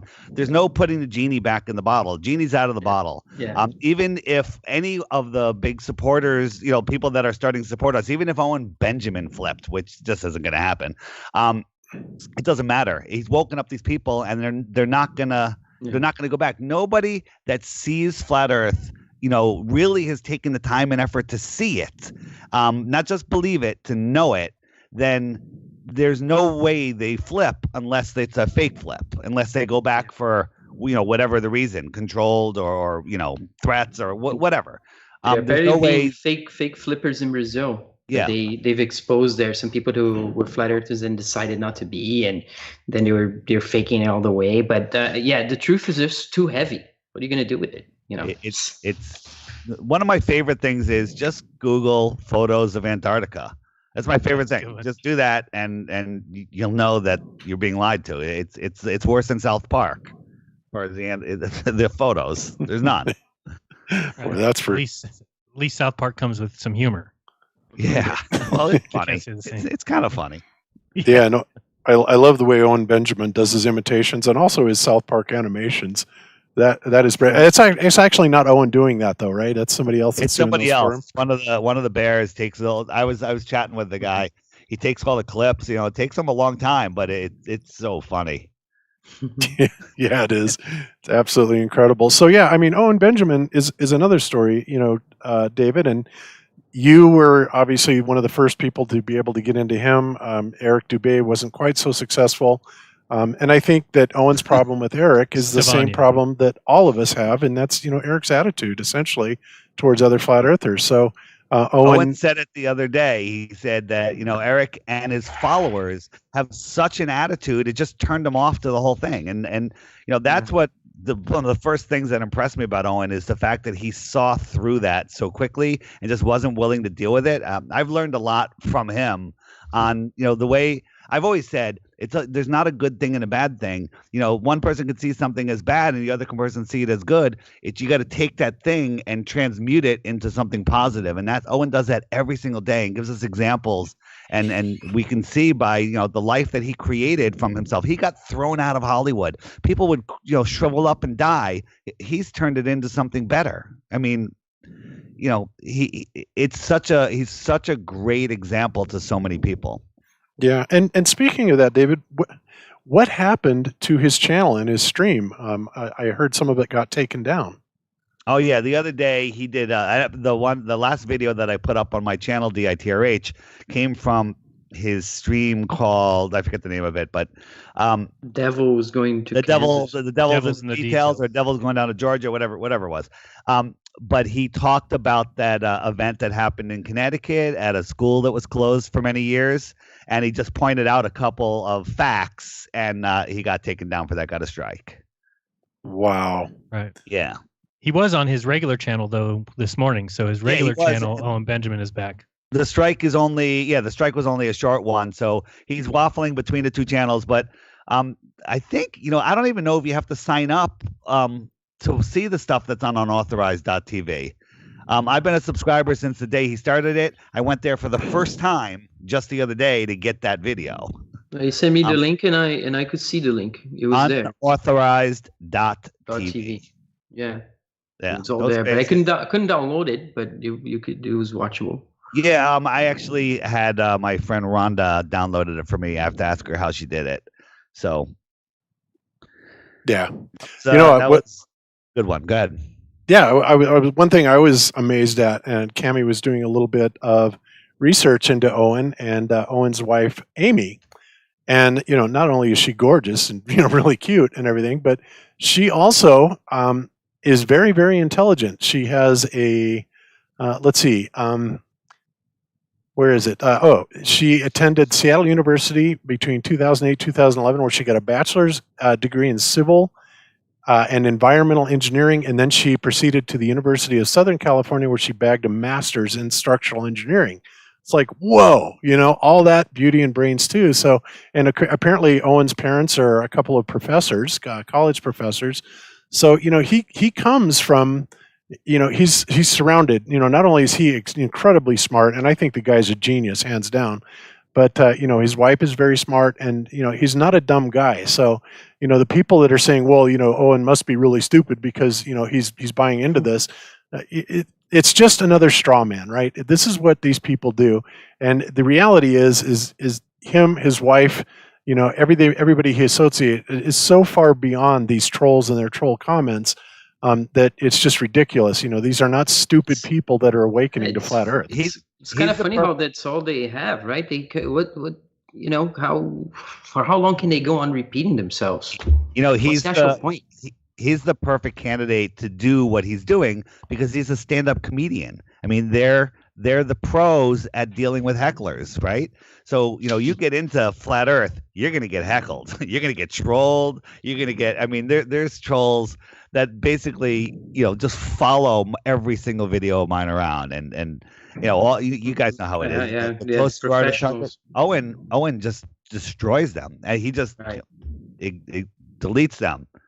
Yeah, but it was even in the beginning. He before he turned into the flat Earth. That was one of the moments I think is very interesting because he was trying to resist it so much. He was threatening to ban flat earthers all the time because people were coming in and saying, "Hey, look into this, look into this." And I don't know exactly why was it that people started jumping into his stream. Do you know? I'll tell you what happened. Yeah. Mark Sargent, again, he's the one that heard Owen talking about how NASA is nonsense. And he sent me the link. I quickly mirrored it, and he sent it. We sent it between the two of us. We sent it to tons of people in the flat Earth community. We're like, jump on this stream, and everybody jumped in. So I was in that stream going, "Hey, Owen, let me talk to you," and people were like, "Hey, threw my name in there enough?" And Owen's like, "Hey, this guy, everyone's saying that you're a good guy. Let's talk." And bam, there was the stream. And now look at all of the people that have woken up since that day. Because Owen got me on SGT, and SGT got me on Infowars, and Infowars got me on what's the tinfoil hat, and now this one, and anyone else listening, by the way, if you have an audience that thinks flat Earth is stupid, invite one of us on. Yeah, the tinfoil hat one I think was very good because you had that one guy that was trying to come up with things, Zach. and oh god, but too, you didn't really, you kind of understood him. It wasn't it was painful because it was a little bit embarrassing, but we've been there, like you'll be saying, right? But what you saw is that the host is, I think, is so wise for a comedian, right? You expect, I think I would be very interested to see what happens if you get Owen, Eddie Bravo, and the guy from Tinfoil Hat together to see, how they, you know what I'm saying. And also, everyone, don't forget Eddie Bravo. He's a pioneer behind this, behind the scenes, in front of the scenes. He's helped put a lot of this together. He's the one that helped get me on InfoWars. He that which got me on Tinfoil Hat. So all of us, as I'm saying, everyone does their part. Even the people in the chat on Owen's thing, that people that aren't content creators that helped get me on Owen, you're responsible for this awakening. So if people say, well, there's nothing I can do, there's something everyone can do. Whether you're just in chat answering questions, supporting, finding other shows and saying, hey, check this clip out, talk to this guy. I did a show the other day. I think it's airing tonight, as a matter of fact. I forget the guy's name actually, but somebody told me that he was talking flat Earth, and I messaged him. He's like, "Okay, I'll record a show with you," and I think that's coming out tonight. Awesome. Yeah. Awesome. Yeah, you are So- expanding flat Just Earth. on fire, man.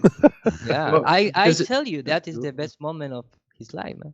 Yeah, and I want to tell you the only sad thing I've heard in Flat Earth recently. Jaron, how I've told you many times, I'm like, oh, look, you were uploaded a new video, and then I go to it and it's in Spanish every Correct. time, right? Always. Now, Eero's doing the thing at the conference and it's in Spanish, right? Yeah, but right now, I just opened the new English channel, and it's gonna call NPT. You've been threatening that or- for a year, my friend. No, Let's man, see no, it. man. Right now, I have the logo. NPT. Rodrigo, will or you Luz watch para your Todos, Red Taste Pill. with me and whisper in my ear what the heck he's saying? Come on, man. But we can talk face to face on Dallas. So be prepared. Uh-oh. It sounds Alright, like a plan threat. for Be it. Get prepared. ready, David. I'll be You're not there. gonna escape. All right. Yep, and don't forget, David, I'll be there translating for Iru, so you're Oh, covered. perfect. Yes. Yeah. Thank goodness. And I'll be down in my corner and here in the hole under my house, like with my head under the ground, crying because I don't have the money to pay for the $40 stream and I wasn't invited. So Yeah, make a hole, make a hole on the ground, and maybe you can see it. maybe I can cut, if I can cut through it, I'll get some ballers to help me bore it. Maybe I'll come out in Dallas, the other side of the world. There Upside you down go. or not, we don't know yet. Upside down. I'll come out upside down. Yeah. Oof. All right. Cool. So yeah, anyway, just so many things going on. And speaking of that, I wanted to, we shared this on Jaron's show, but this clip that Mark Sargent played, this is absolutely classic that he did this. And I had never heard of Asmongold. Of course, there's a lot of gamers I really never heard of. Oh, that was so good. Yeah, this is so good. We're actually going to play this. It's amazing. But essentially what happens is this guy, who's obviously fairly, big gamer. He's got several 100,000 subscribers. And he did this real-time poll. And, it just blew his mind. But the thing that is so great about this is the look on his face when he gets the poll results back. So I'm going to play this really quick. It's 1 minute. Check it out, guys. Here we go. That the majority of people thought the earth was flat. Okay? So, I'm not really going to base a whole lot of credibility. It is? Okay, you know what? You want to have a vote on that? Let's have a vote on that. All right, is the earth flat, actually? Yes, no. All right, we'll do this one here, okay, guys? Give me a second. And there you go.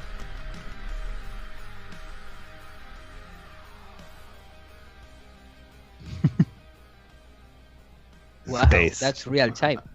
His The face. look on his amazing, face is dude. priceless. What? The hand Oh, goes to the wow. face. Like, what? It's the best. Amazing. Anything? Wow, I told this to a lot of people, a bunch of people in Brazil. Like, did you know? And I made it a really long story. Gamers have so many people following. This happened. Real time poll. La la la. Just so some of the people that may not know what's going on there, that was the result of a chat raid, right? So these gamers are out there and they're playing video games. And how many people are watching that, Bob? You have any idea? Many thousands. Thousands. I mean, there were thousands that answered the poll. Yeah, and they're talking about, the game and whatever. And then so a bunch of flat earthers on a hangout will all get together. They'll all log into this game and they'll start posting flat earth stuff. Okay. Now some people say, oh, that's horrible, this and that. It's great. I love it. Done right. Yeah. And we just exposed activism. how many thousands of people to flat earth. I mean, Wow, no, again and again and again, and they're in. That's a great place to go because the gamers just go on Twitch without logging in and see how many some channels have 100,000 people watching the guys playing video games, and there's live commentary like, oh, and now they did this, and maybe tomorrow they're gonna win this, and Jack made a bad decision now, and like there's just hundreds of thousands. Like, I couldn't believe it. It's like this is like whoa, it's a whole world of this. Amazing. And my dad was saying that some of the tournaments, the guys who win video game tournaments, they make $1 million on the tournament. Yeah. Right? Here Nuts. in Argentina, we have a special, and I know this idea was took from other countries like the United States, which is the most prominent gamer producers. But here there are like a kind of a scholarship that you can send your Scholarship. Yeah, you can send your boy to these places, and adult people, they're going not just to leave them play, but they're going to assist with food, with psychological training. They're gonna like a training, like video game like training professional. video game training, but with sport training, real life sport training, good good food, nutrition the good nutrition, things like that. So you can spend like 14 hours gaming, but you are going to eat good quality food. You're gonna make some exercise outside and blah blah blah. Because the guys here, one of the last winners of the Fortnite in the top 10 was an Argentinian guy, and he won like $5 million, $2 million, something like that. Yeah, that is the world. That is the kind of thing it's going to happen, David. I think as well, and that because it's such a huge world, and all these games, as Mark Sargent be saying, everybody be saying, we all know they're all flat base. All these simulations are flat base, so you have a potential for once the first flat Earth video game comes out, or something like this is going to have to happen as well. We know this in films as well. Mainstream films or B films, even with the theme right in your face. So isn't there a flat gamers earth wake up already? There should be. Where they're killing flat earthers. Oh, that way. Yeah. Yeah. Oh my god. Yeah, that is crazy. I'm sorry, Rodrigo. Go ahead. No, I was just saying because there's now we're talking about we're here I was talking to the Brazilian guys about Paul on the Plains channel. Only 23,000 people. He's been around. He's been in 6 international conferences, and he sent me the inside his channel this video that he made exposing those MythBusters lying about the curve, and that got hit by the censorship so hard that it has like a flat line. It's incredible. It was getting 10,000 views a day. Suddenly flat lines, right? So and then we look around, you see these video games. These guys are just walking around video games, shooting other beings or whatever it is that they're doing, right? They're having fun just doing that, and that is a massive scene. So looking at what's going on, we could have a concerted, like David's saying, is already happening. That people come in and they raid these video game things. But if people, that is an avenue for going for flat Earth activists. That is a way to go, and also video games as well, because it's so massively popular, and it doesn't move as much money like Jaren shows, right? The space in entertainment is still bigger, but video games are almost there, and that's an avenue to tackle for sure. Find out new ways of doing it. Yeah, maybe try to talk to the gamer. You see, Dave. Maybe try to get on with some of these gamer streamers. You know, I have no idea, but yep, potential exactly. is huge. And then Go ahead, David. No, I was just gonna say it's really anything under 2 hours is really difficult. You know, I'll do an hour or whatever, but I was offered to present at my local conspiracy diet woke group, and they said, "Could I do it in 20 minutes?" And I said no. said no. I said, I need a solid hour and then another hour for question and an answer. Yep. So they're considering it. Yep. Yeah, you don't have 20 minutes. What are you gonna do? You know, even so. What is crazy is that sometimes you talk about they talk about the boats going over the horizon. Then you explain to them its perspective. People have done everything and they've seen the observation. Blah, blah, blah. Then they kind of go back. It's almost like it hit them for some of these Globers, right? It's almost like they're totally off. So you wonder if there's a hope for them, right?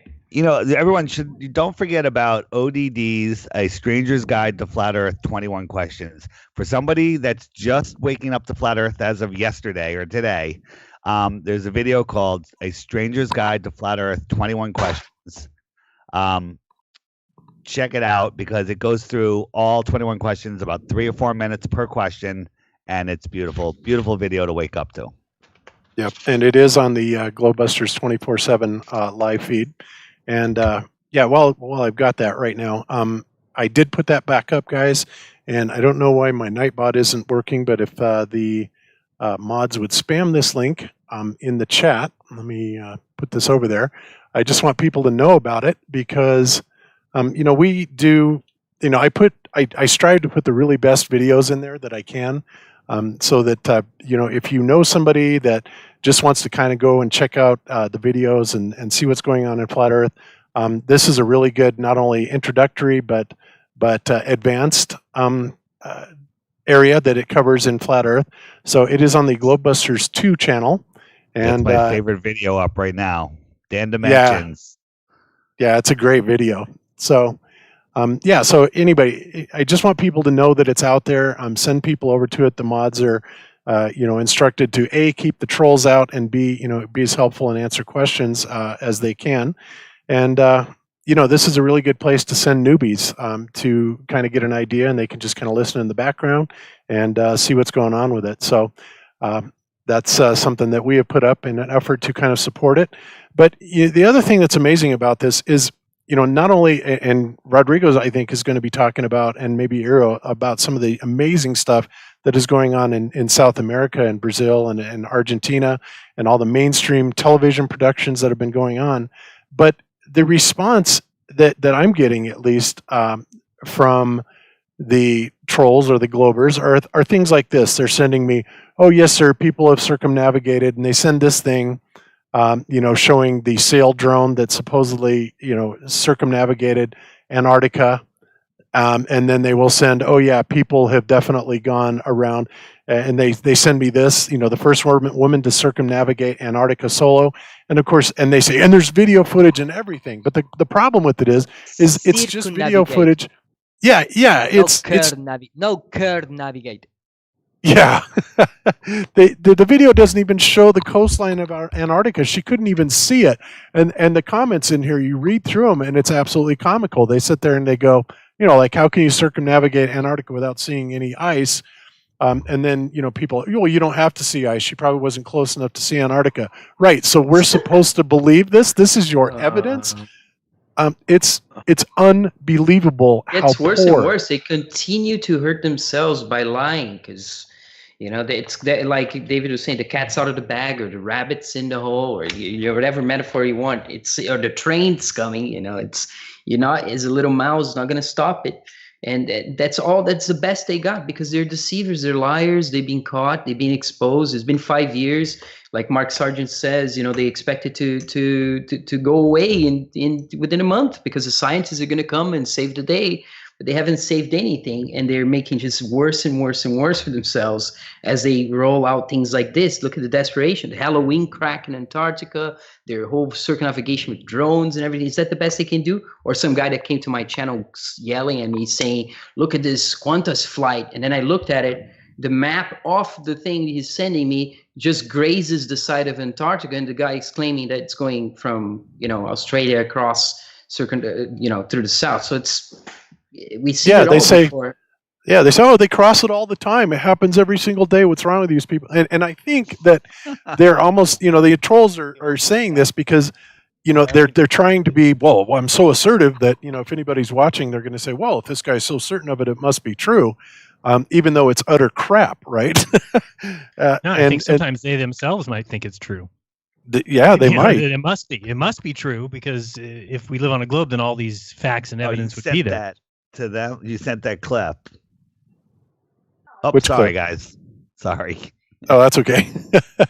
So yeah, I mean, that's honestly because, I read all the comments, and frankly, like I said, if you are just here to troll or are spouting a bunch of nonsense, I delete it because Globebusters is a place for flat earthers.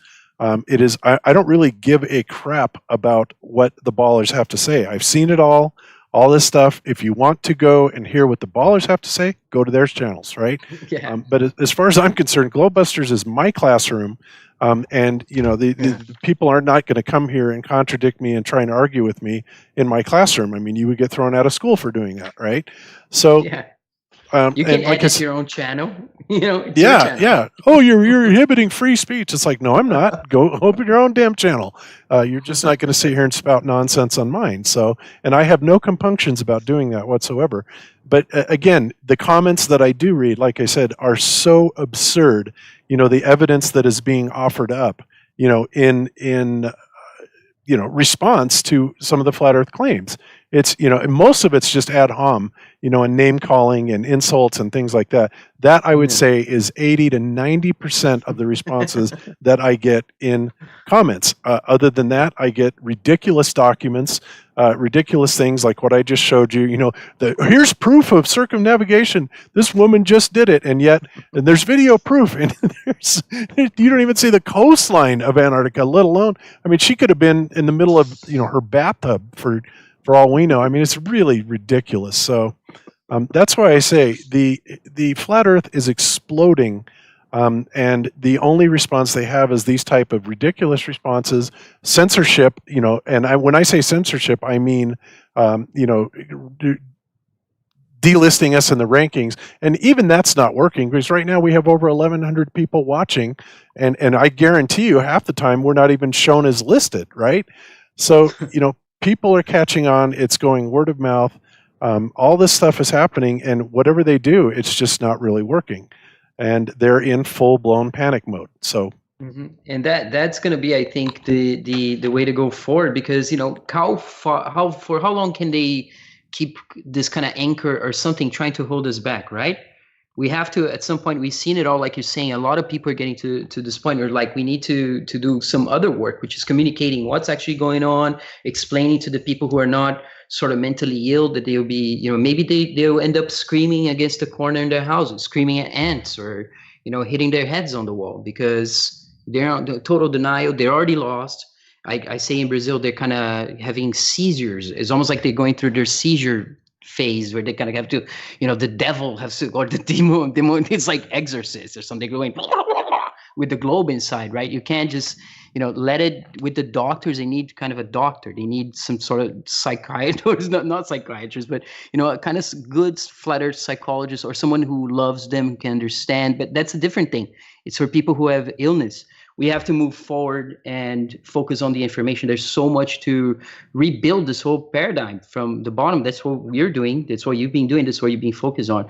But then it's what pained me for so long is just seeing these people trying to come up and then actually detracting from the time that needs to be put on things that are more important, like what we're trying to do now, which is integrating all these streams of information. It's growing, around the whole world. And it's destroying the idea of the global as well. It's this integration, right? We're having this paradigm shift integration network that's going to start growing like mycelium and connecting and connecting, and it's going to start bearing fruit. And the rest, they're going to be left behind. They're already left behind, and there's only so much we can do for them. You know what I'm saying?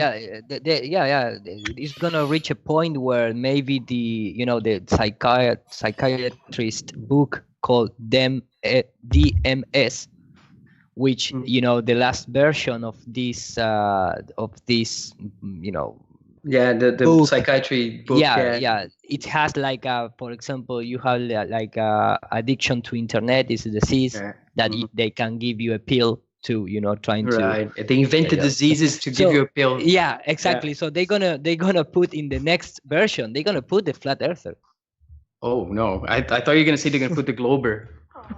No, well, that is our book, not the official in our book. Yeah. In our book, maybe. No, but I've been writing something on that regard. Even if it's maybe satirical, to say, how do you cure yourself if you find yourself with this condition? We need things like that. We need this kind of comedic spoofs to really show how hilarious it really is. And I think that we get pissed off because we get insulted or whatever. But I mean, probably the best attitude is to laugh at it and to actually push the humor, push the comedy. In a way, I don't know. Yeah, I agree. What do you think? So I'm curious. I think one thing I want to cover, or I want you guys to cover, Rodrigo and Iru, is I guess Iru, first of all, what is going on? I mean, as far as major occurrences like the television things and stuff that you were involved with, and things like that. What's going on like that down in Argentina? We have a super big expansion of the flat Earth. Starting on March 2 and 3, when we did the first Flat Earth International Conference in Latin America, and we reached even the newspaper of the New York Times, of course, in the web article, not paper. The version, web version. Thank you. So that was when everything started, and we've been in the media, in the mainstream media, 3 or 4 months, getting crazy. I was participating in a few TV shows. That brings me, for example, this kind of debate that I made with these geologist girls and things like that. And I also I'm also have in television a really big one in terms of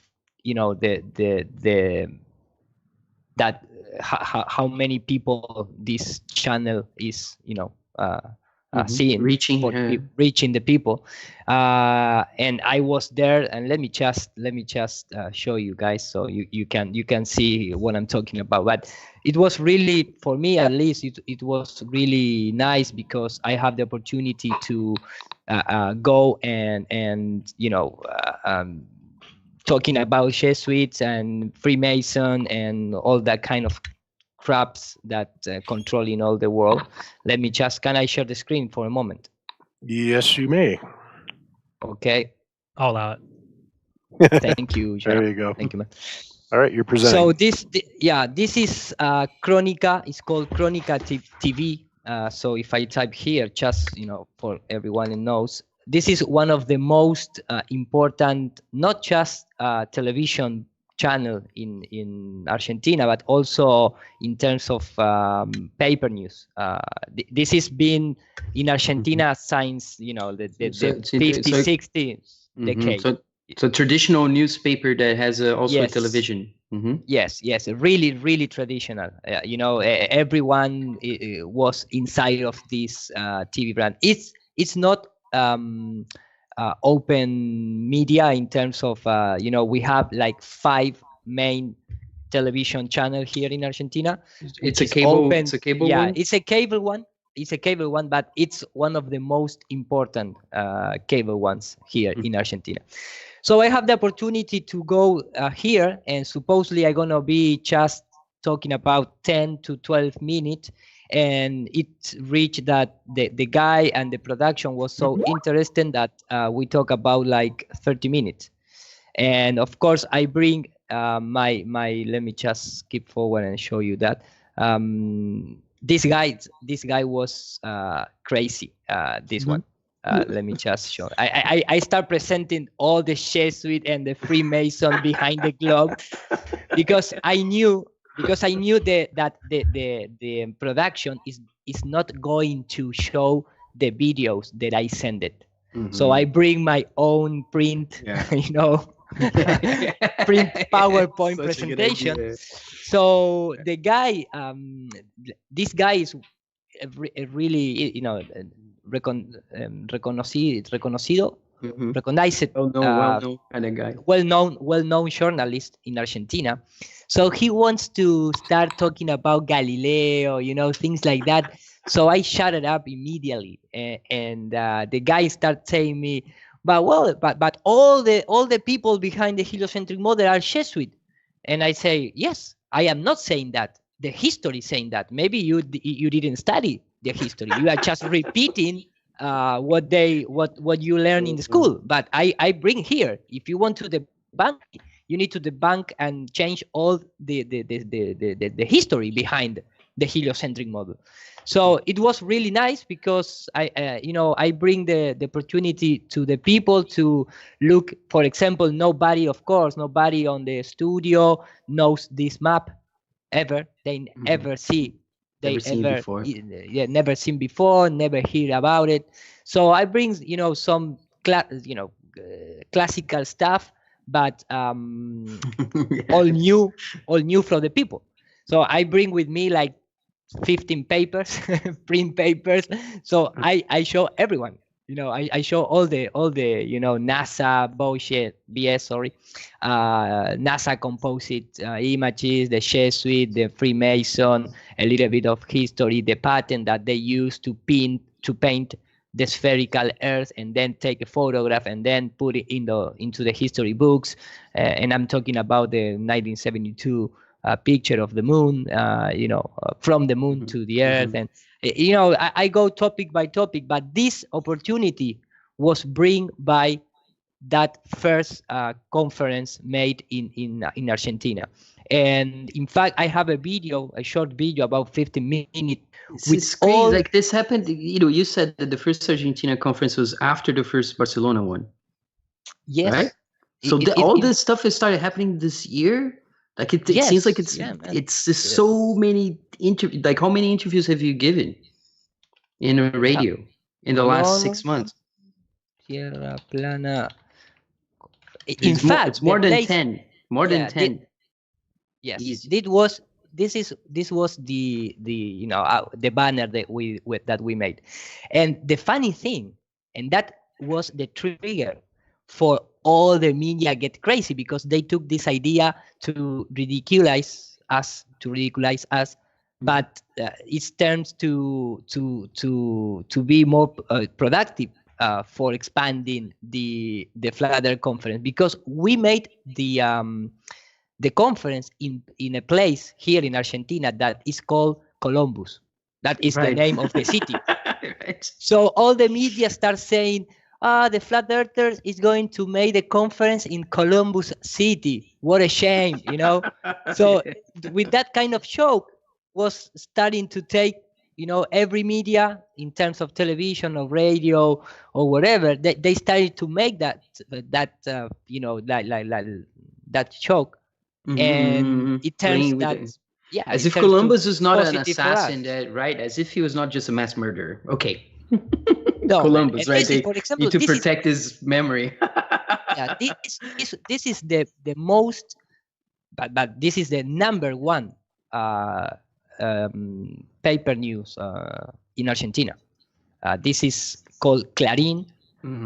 This kind of paper, kind of like the Globo in Brazil or something like that. Yes, it's one of the most biggest and important ones. This was even used by militaries in the 70s to implement sorry for my English. All the geopolitics behind the golpe de estado. How you the coup, the state coup. They made a military coup to take over the.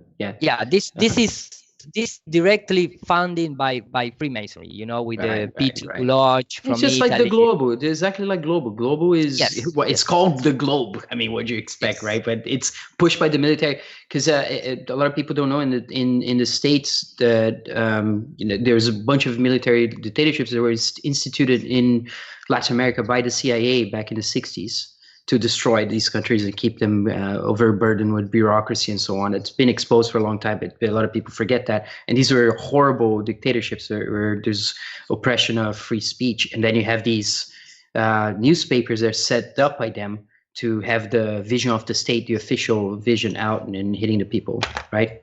Yes, exactly. And then start to mixing up with the anti-vaccine, you know, things like that. But this, you know, if you think in terms of, okay, I want to pay to this newspaper to give me this full page in his platform.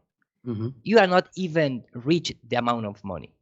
We How are much talking would about it be? Like millions? Yeah, it's gonna be like $3,000-$4,000 for Right. having something like this size, you know, in terms of with with the picture, photograph, all. But the you article. can buy an article from the newspaper. Yeah. No, you're not going. No. You are not going to buy an article. You can buy like a page. Advert.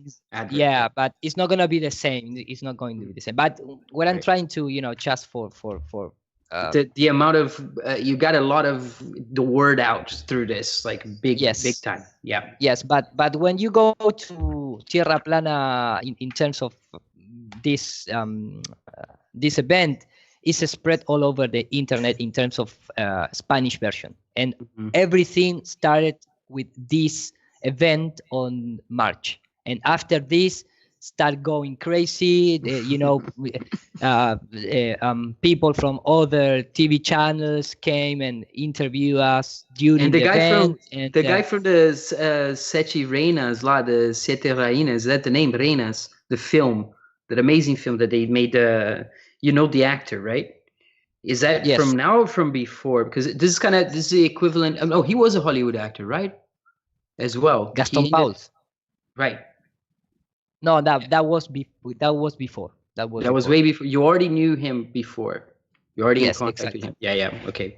Yeah. Exactly, but it just in few words, you can see how much it's growing in Uruguay.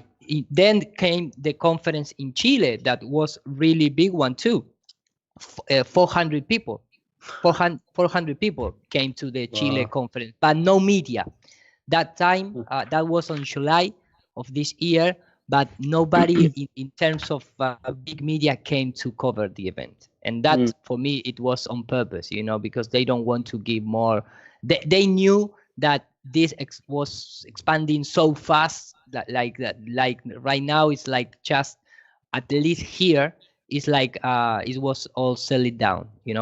It's just okay, don't cover any more of this topic, because the people start waking up, and it doesn't matter if you're going against or you're going on favor of this topic. The people keep researching, and that is not. That's a little bit wiser approach. They're like, you better ignore it, because the frontal attacks they're trying to give it, they're failing so hard.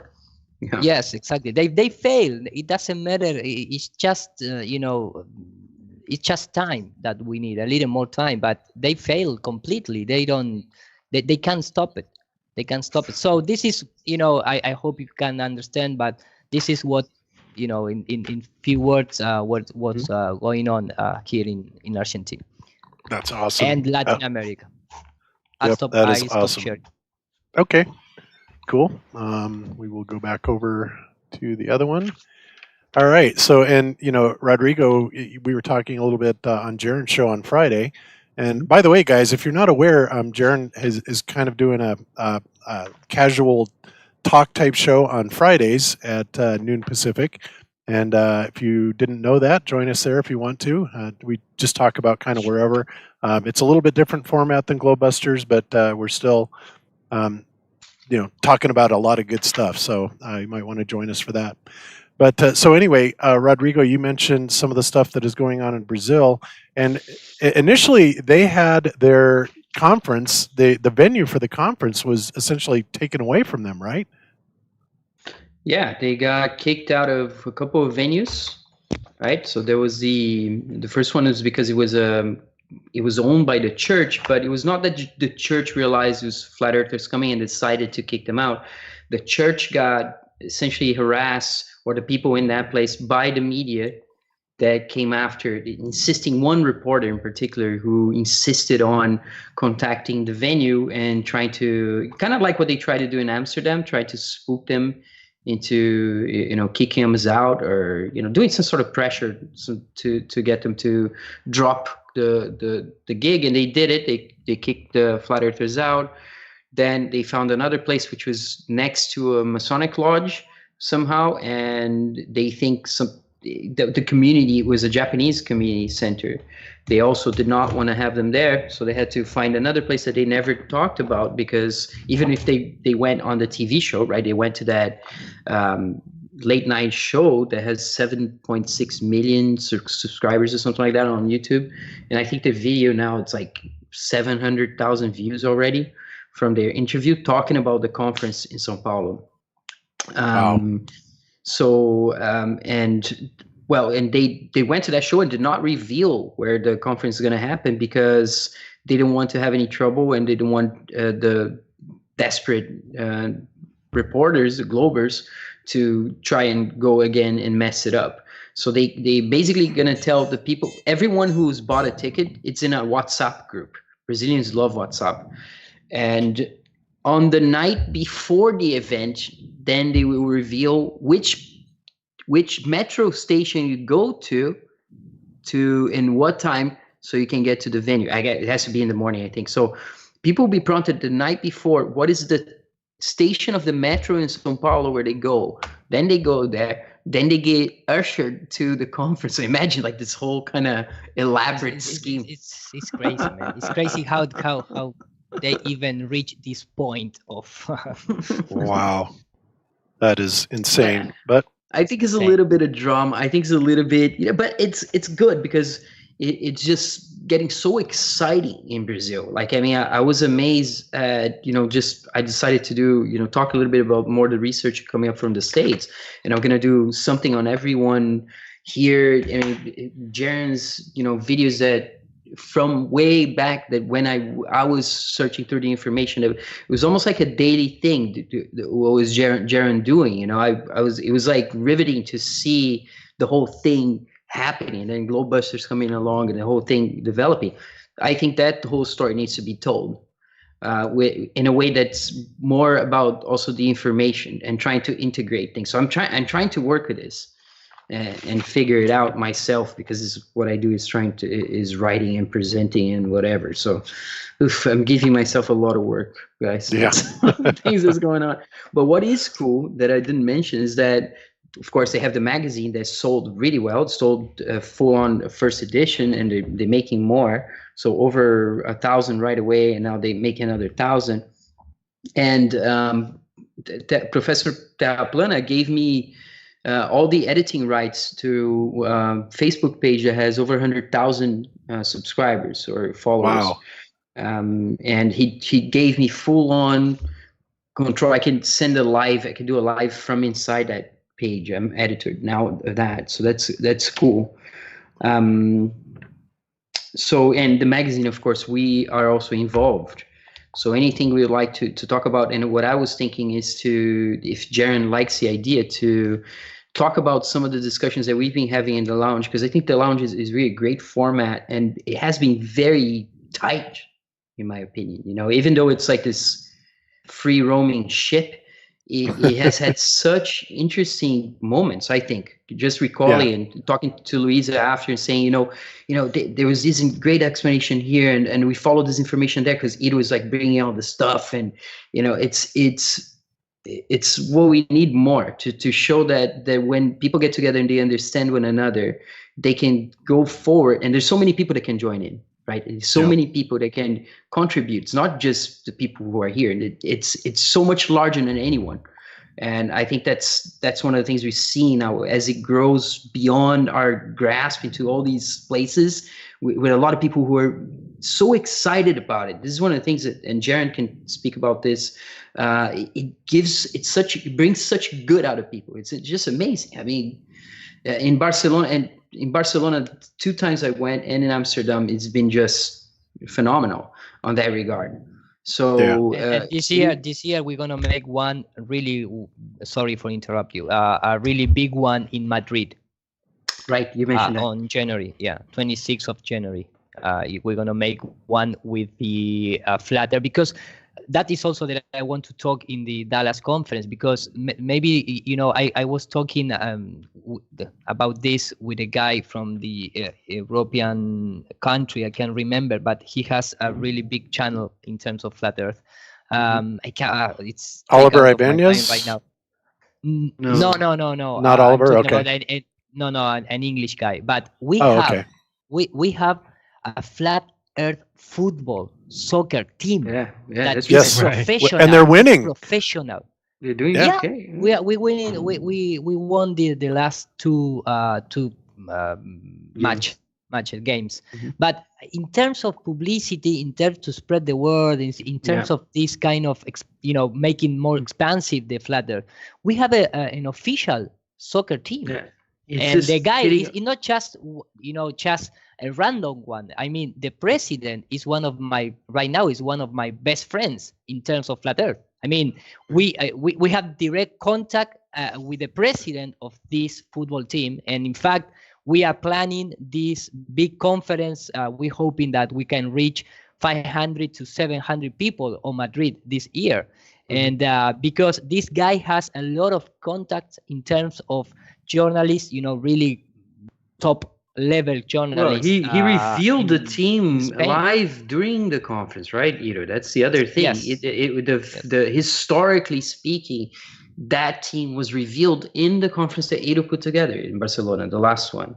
Yeah. So that is quite remarkable, because it's one of the things that people don't realize, and I saw it when the Brazilians were sharing, or I think it was the Brazilian guy who was sharing in the group, that there's all these people following these football games, and then they see Real Madrid played blah blah blah blah blah, and then you see Flat Earth Football Club. It's right together with Milan and all the top teams that people are following, right? When they get what games are live, it's so Flat Earth is being written officially on these screens and on these, it's part of the information system now. In 365 best, bet. All these that like standard gambling web services, we have the name of Flat Earth Football Club in ESPN, Fox Sports. It's really a good trolling. It's like little bug in the system. A little bug in the system makes its way. Exactly. Slowly. But behind that is real life people. Behind that is a guy which is Javi Pobes, and I mentioned him, sometime before in the Globebuster show. But he's a real man. He's a real life, person, and he needs to take some risk in terms of economic, things for creating this football soccer team. It's not just I'm gonna change the name and blah blah blah. No, right? He's been invited to go to the news, to radios, and I think he does a really good job, because he's really easy to get along. He's not pushy. It's one of the things that seems to be part of when I see the Spanish, at least in Argentina, that doesn't get so heated. People are very respectful on the radio, even if they're disagreeing with you. I was very positively impressed with this when I saw it with Javi. Yes, I don't have bad times giving interviews and things like that. At least for now. Yeah. Yes, but we have that team, and I going to bring some T-shirts to the conference for everyone. Maybe wants to take one, but it's really important. I mean, it's one of the biggest Roman circus publicity around the world. The football, the soccer, it's the biggest sport ever, and we have like official team. It's not to take. Yeah, it's like, definitely some helping us good out. That's for sure. To have Yeah. a flat Earth team It's named part Flat of Earth. expanding. Yeah, it's Yep, part and- of this expanding. And if they win and continue to win, it's only going to just be more gravy, right? It's going to be more incredible. Exactly. So yeah. So anyway, guys, so we are 2.5 hours into the show. We're kind of past where we're supposed to be. So we're going to kind of wrap up this topic. I just thought that Jaron had something to say there. I thought he was going to say something. I'm just curious. Oh, he's still did there? you? Yeah, I was going to say a couple things, but I don't remember which subject it was on. But yeah, I mean, I totally agree with you on the Friday chats. I think that's been great and will continue to be great. And we'll just keep, talking about what we believe. And that's what I think is important. So I think I was going to talk about that. I don't remember what else I was going to say about Javi Povas, but no, it's all good things. And I think if we just look at how much things have changed this year, when you add Owen Benjamin this year, you add, InfoWars, you add all this stuff going on in Brazil, you add all the stuff going around the world, the Globe Euro Tour. I'm just excited. I mean, what's going to be next year? And that's what's hard to understand is that, we are just very much in the infancy of this whole thing. And I think sometimes we forget that. And I'm just excited to see what's next. Isn't it crazy that behind the curve was what hit and it caused so much tension, and now it seems like what came back from it, it's like so much bigger and in a very positive way, right? It's like accelerating to our surprise. Yeah. Yeah. Well, I think it goes to show that, sometimes, bad publicity is good publicity in a way, especially when you're doing what we want people to do. When we're asking people to do their own research, we're telling people to go look for it for themselves, to get a camera and go measure the, distances that you can see. When we're doing all that, sometimes it is true that bad publicity is good publicity, because once they see something, whether it's David on the show last night, or whether it's David on the tinfoil hat, no matter what it is, no matter where we're showing up, whether it's the Flat Earth Football Club, whatever it is causing people to just look into it to themselves. Because there's everybody who hears it first, like Dave was saying, we forget sometimes that we used to be them. But when you hear it at first, you're going to reject it. You're going to think it's crazy. But it may not be that month. It may not be 6 months. Shortly down the road, you will start to investigate it yourself. And, that's the one thing about Flat Earth that, just like when Nathan Oakley says, clock, you just have to look over there's the clock. It's for us, the truth is there for people to find.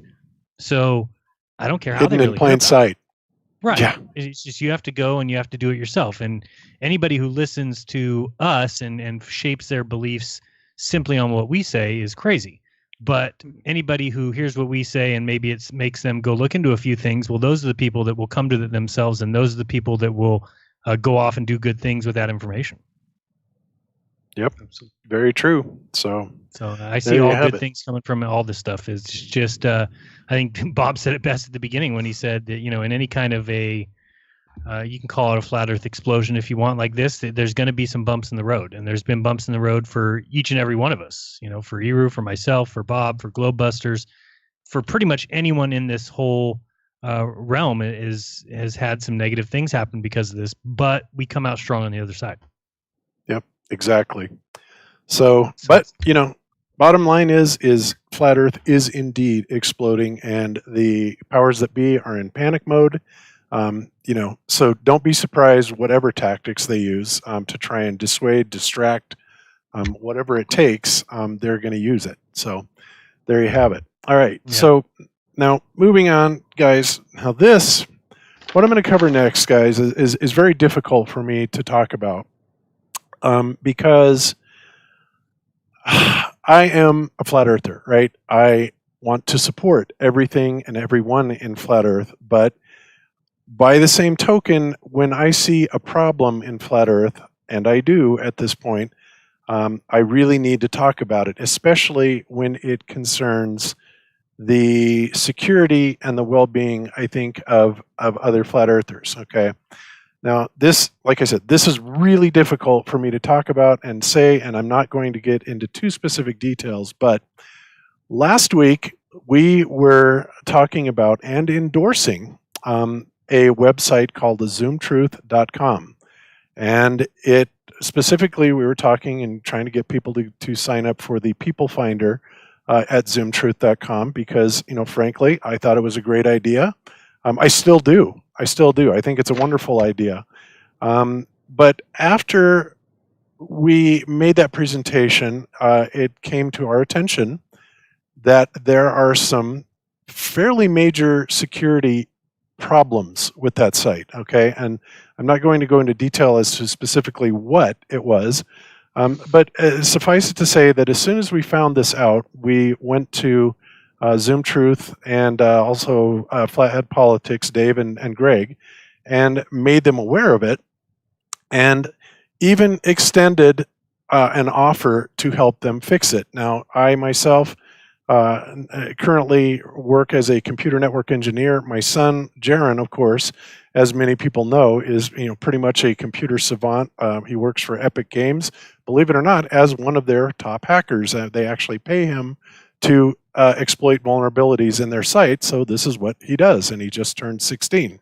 He's been doing this for, I don't know, like 6 months or so. So suffice it to say that, Jaron's really good at this. And so we went to Dave and we offered to help him patch up the holes that we, that were identified.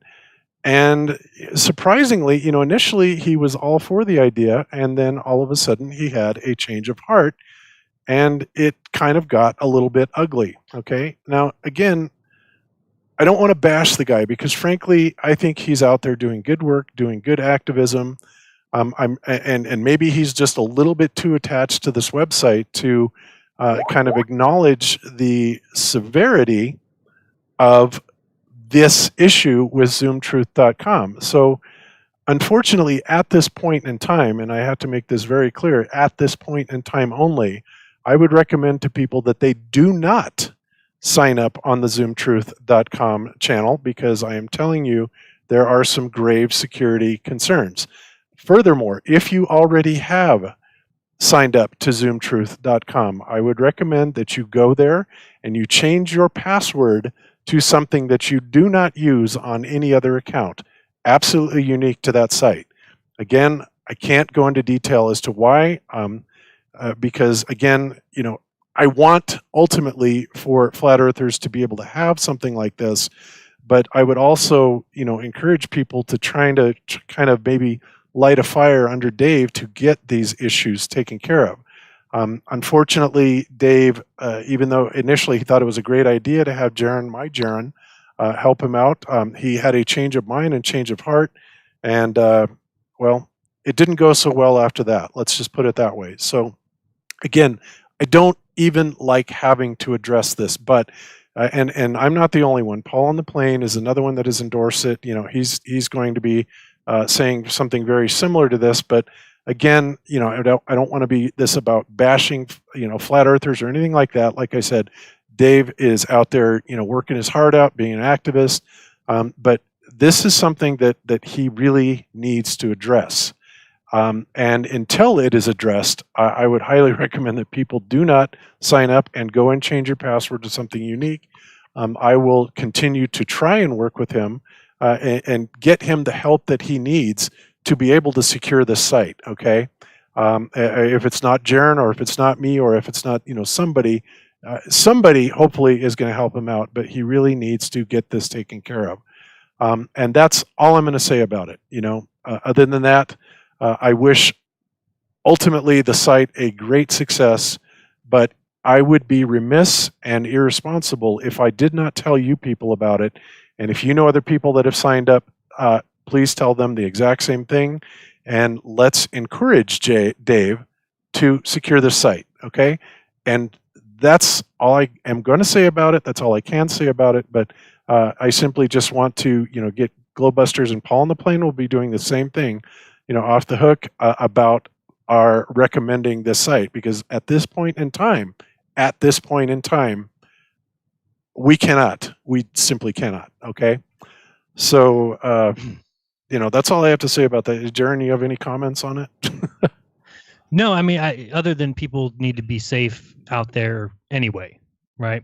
I mean, some people are against password managers, other people are for them. I use LastPass, and it allows me to generate a random, 25 character password for any site that I go to. And then all I need to remember is my one LastPass password. So I have one password that's very long and very, nobody's going to be able to hack it, but only I know it. And then when I put that into my system, it allows me to sign into other sites. But you just have to be really careful with passwords because, this site may have that vulnerability. Others may as well, right? Where passwords are just not safe. And it's not safe for you to be using one password for everything. And I think we really need to get away from that. A lot of people don't know, but I used to write about Bitcoin security and safety on 2 different websites. And the reason I kind of don't promote a lot of Bitcoin, I still have some myself and use it when I can and think it's a good thing. On the other hand, I know that password safety is difficult for people. And with something like Bitcoin, I'm not going to promote something and say, hey, you should be using Bitcoin, put your money into Bitcoin, and then somebody loses a password or gets it compromised and loses $5,000, $10,000 or more dollars. It's just not something I feel comfortable doing. But really what Bitcoin opened my eyes to is just the importance of password security. And so I just want to remind people, if you're not doing that already, it would be very good to have long passwords and to have a different password for every site that you use. You just need to be safe. And it's really easy for people to hack passwords. And if you use that password for multiple sites, eventually it's going to catch up to you and you're going to lose something important. So just be safe, be careful. And I totally agree. I think the site would be great. Would love to promote that. I just think we need to be a little bit more careful about making sure that sites are ready for that kind of activity, if that makes any sense. Absolutely, it does. And, like I said, I don't want to bash anybody or anything like that because, I think that the site is a great idea, but I would be remiss if I didn't warn about this. So there you have it. And that's all we're going to say about it, guys. You have the information. Please share it with other people that either that are considering signing up or have. Again, if they have signed up with it, change your password to something that you do not use on any other site because working in IT myself, I know for a fact that a lot of people use the same password over and over and over again. And of course, when it's associated with your email address, who knows what could be compromised with that, right? So, and again, there is no provision to delete your account. And so that's kind of an issue, but whatever. So the next best fix that we can recommend is to change your password to something that is unique to that site only. That way you don't have to worry about anything else becoming compromised should, heaven forbid, something terrible happen with the site, okay? So, all right, cool. That is Bob, addressed. Yes. Yeah, I just want to ask you, Bob, real quick. Do you use a password manager or no? I do not, but I am one of those people. I have like 4 or 5 passwords that are very complex that I have memorized that I will rotate around in different things. So, everybody has their own methodology to it, but I do make it a point to change my password fairly often because believe me, I have seen what happens when your security is compromised. I've seen people cry over it. I've seen money lost over it. It's not a pretty thing. Yeah, I use the LastPass. It's an application. You use that too? Yeah, I use that. Yeah, no, I recommend it to people. Other than just, I know that I've never heard of anybody having been compromised there, and I know they have like some $1 million protection or something. But it's something to look into because it allows you to have a unique password for every single site. So let's say that I signed up for a website that has their passwords breached or whatever. Well, the only thing that gives them away is the one password I use for that one site. So it'll never, it won't cause me a problem in this particular case because I don't use it for other things. But for people out there who have the same password that they use 9, 10 different sites, you just got to be careful on that because if somebody gets access to it on one site, they might go punch in your username and that password at a bunch of other places, Bank of America, blah, blah, blah. And maybe they get lucky because you are being less than safe with password security. So, same thing with if you're using short digit passwords or 6-character passwords. You may think that you're safe, but if somebody really wanted to get in and you only have 6 digits, there's computers out there right now that can solve that in under a second.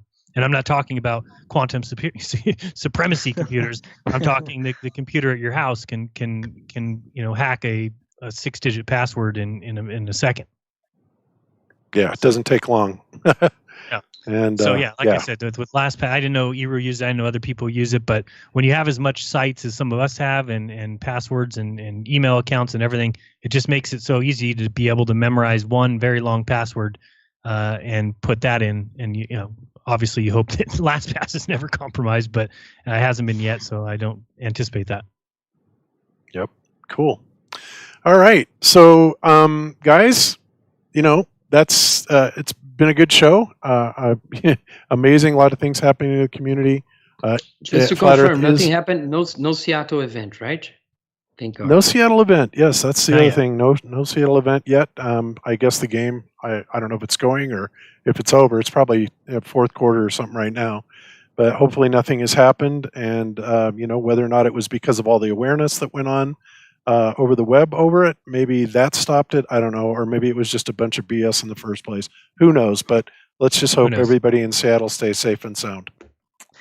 Thanks for showing my new YouTube channel. Of course, I just created right now, so I am not uploading new a video, but I gonna make it someone on the week. So thank you for sharing that on the screen, Bob.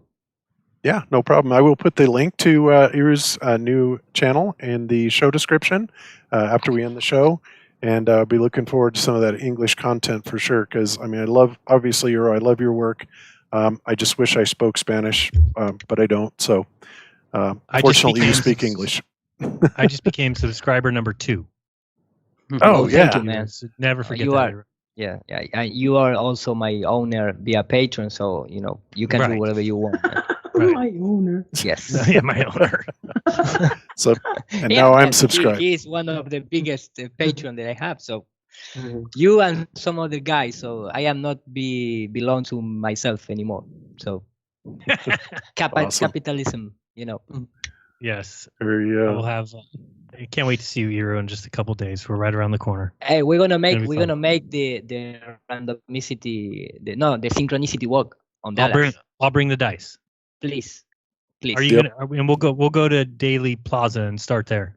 Okay, perfect. And everyone that want to join us, of course, if you pay $100, you can join us. No problem. Yep, and 150. And Per also, minute, guys, $100 per minute. the Globebusters are going to have an incredibly special treat for everybody, as well as for us. And I don't know if you guys know about it or not. I will share that with you after the show because I think we want to keep it a surprise. But suffice it to say, there's going to be something really cool that happens around the Globebusters presentation. So, and I'll tell you guys about that after the show. Wow. Yeah. So, all right, guys. Well, I think we're going to wrap it up, and I'm going to go around one more time with everybody to see what's going on, and then we're going to call it a show. So, Rodrigo, I guess I'm going to start with you. So, tell us what you got going on. Anything special, and what's coming up for you? Just a bunch of work trying to get done. Pressure from actual different projects or nothing to do with this that I have to do. Plus, giving myself lots of tasks. So it's exciting. Just lots going on. These conversations. Thank you guys for having me so much, and Jaren for coming up with the lounge has been absolutely fantastic. That's one of the things I wanna maybe do a little bit of work in what we've been saying, because I don't want it to just go away, if you know what I'm saying. This is one of the things that as an anthropologist, one of the things that I sense, or that's the kind of thing I have the smell for, that I see good information, good people coming together through in this project that is not, for me, it's not just anthropology is what I've learned to do in a way, and it's not just what everybody does. It's a technique of how to write and present, essentially, and to deal with analysis, right? And trying to bring together all these streams of information and explain them. So I find this very exciting what's going on, because I understand the Spanish, and I've been looking at Iru's work for a long time, and even before Iru made it into the English world through Globebusters. So I was looking at that, and I was following all the stuff that was going on, and then I tried to do my own thing and see how I can do what I thought it was responsible thing to do for an anthropologist who's, for me, it's just natural that I was going to be interested in questionings and interested in cosmology at the same time. So it's just been quite a journey, and for me, just very exciting one, because I get to, I really am excited about these tensions, right? I love this stuff. So I think we just, it's almost like there's always a transformation just around the corner. We don't know what's going to happen, and then it's the kind of thing that you cannot lose. Like it's kind of like being part of a winning team that there's no way you can lose. It's something I've never seen before, right? Because it really is happening. It's quite amazing because it is the truth, right? You go out there, and if it wasn't the truth that you're seeing too far, we wouldn't be here, right? There would be no point being here. And it's just like you said, you call it last time, you call it the avalanche point, right, Bob? Mm-hmm. And that's going on, that's going on. And we are the chroniclers of this, and we're participants in this. And the Dallas conference, how many people are coming together? I'm not going, but I couldn't even go. Like, it's not the right time for me to go. My wife is pregnant, there's all these other things happening. It's not the right time. So everyone is in the right place in the right time. And this is the moment, for me, it is the moment to try to bring the discourse together, to integrate things with the Brazilian community, which is booming, and they're so excited. I'm telling you, it is very inspiring to see what's going on right now. And also for me, to see how the scholars that I know, the academics, either they don't know what's going on because they usually just focus on their own thing. So they barely know what I'm doing, which is kind of funny. Because it is so out there in a way for a lot of people, or they're just afraid to talk about it, or they're just scared. But as things move on, we're all getting more and more prepared. We're getting to know each other more. We're doing crazy leeway. Like, it's like a river coming down, spreading all directions. And getting in the ground and nurturing this ground, and the plants are going to come out of this. We get to see this, so it is just incredible. And I don't know what's around the corner, but I know we're winning, and this is what we need now. This confidence. What's happening with David? What's happening with everybody? And how they try to come. They used everything against this. They used the BBC. They used the National Geographic. They lied and they lost. So how epic is that? You know what I'm saying? It is amazing. So thank you guys. It really is awesome. All right. Well, thank you, Rodrigo, for that. And you're right. I agree with you 100%. We are winning, and they can try all they want to suppress this, but you're never going to stop the truth. So there you have it. All right. And so, Iru, around to you, sir, and tell us what you got coming up, going on, obviously, before we get to Dallas in 10 days or so. Yeah, exactly. Well, right now I am working on the motion graphic for the conference, so for the Dallas conference. So I am a little occupied with that, and doing Spanish hangouts for sharing information with the community. I've been translating the InfoWorld Antarctic video to share with the Spanish community. So I finished that. I need just to put together, and also wrapping up my, like I telling you before, via Skype. Like I really like to present in the time of Globebuster, because this time I'm not going to have this main stage opportunity to share the same thing that I cover in Amsterdam with the people. I really like to share, at least in some more organized way, the part of this fluid up in the atmosphere, and a few things about the rocketry that we can see based on the sounding rocket, that nothing had to do with the super biggest massive rocket that supposedly take out of our planet. And so I trying to put all together, so just to not take so much time to explain my point, because we are 4 people on the Globebuster panel, and we just have like 50 minutes to give the presentation. and trying to finish my Spanish presentation and this kind of stuff. And now I'm creating the English channel, so I like to, before leave in Argentina, I like to put some English video to start my new English channel. And maybe I'm going to participate one day before I take my flight to Dallas in the Brazilian FlatCon conference. So I hope that can be true. What do you mean maybe? I thought you promised to come up. Oh, you shouldn't be saying that. I thought it was a secret. You're gonna be the first person coming in the whole conference. Talk to everybody. Okay, thank you, man. I thought that was what the understanding was, right? That you come in when the conference starts. You're the first person that shows up and says hello to everybody. But in real life, I mean, no, through the screen, yeah, from Argentina. Through the screen. Oh well, I never. I believe nobody saying that to me yet. Nobody contact me, but that would be Jean said that in the live when we were together. Maybe, but I never understand it because it was on Portuguese, and But he wants you to be there. If you can go there by yourself, if you want to be there in person, they really want that as well. They want that more, but. No, that will be really nice. But the problem is that my flight is 11th of November, and the conference in Brazil is 10th of November. So I don't know. It's gonna be really critical. Maybe I lost my flight to Dallas, my plane to Dallas, and that is not a good idea. Not good. Yeah, not good. All right. Not okay, good. guys. But that is what's going on down here.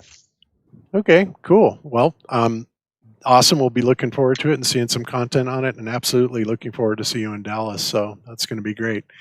All right. So last but certainly not least, Jaron, what is coming up for you? What's going on before Dallas?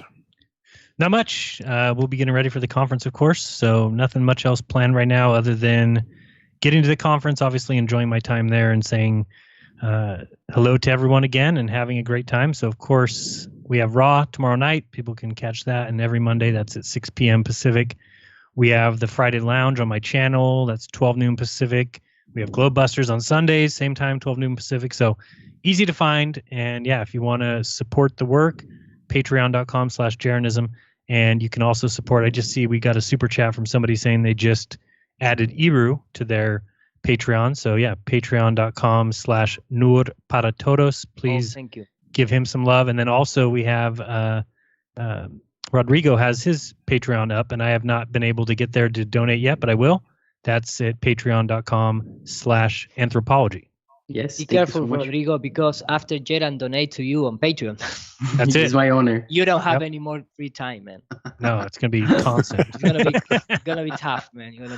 If you don't answer my Skype calls within a day, I'm gonna be pissed. Yes. Right, Ira? And you need to start to working on 3D computer software animation. Yes. There'll be a list of tasks. There'll be a nightmare. Reject. There'll be a weekly list. It's like a chess suite. It's like a chess suite. Most expensive brick video I've ever had rendered. Iru. That one. Okay, man. Very expensive. That's nice.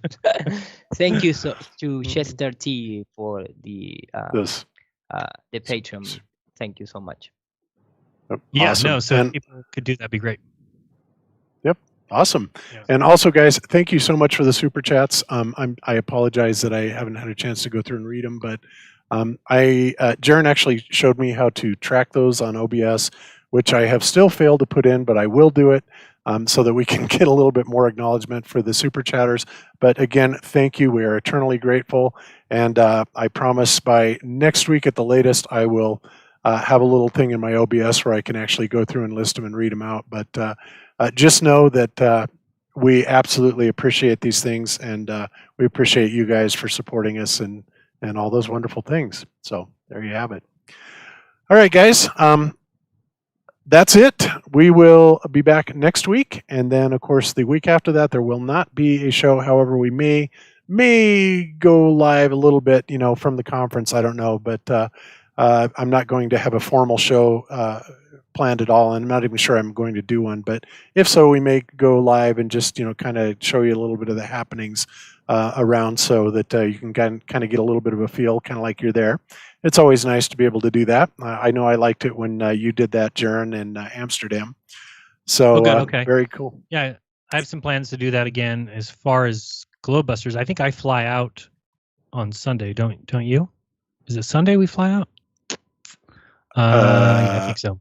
So I don't think there'll be a show. Yeah, I don't think there'll be a show on the November, whatever date that would be, the 17th. 10th. Oh, 17th? Yeah, something like that. Yeah, I think it's the 17th. 10th So- is next week. We should have a show next week. Yeah, Fly we out should have a show on next week. Yeah, okay. Yep. So, Yeah, sounds all right, great. cool. All right, so that's it for us, guys. Thank you so much. We will see you next week. Until then, be good to each other. Don't lie to each other. Open your mind because there's truth inside. Peace out, everybody. Peace. Peace. Cheers. Bye bye.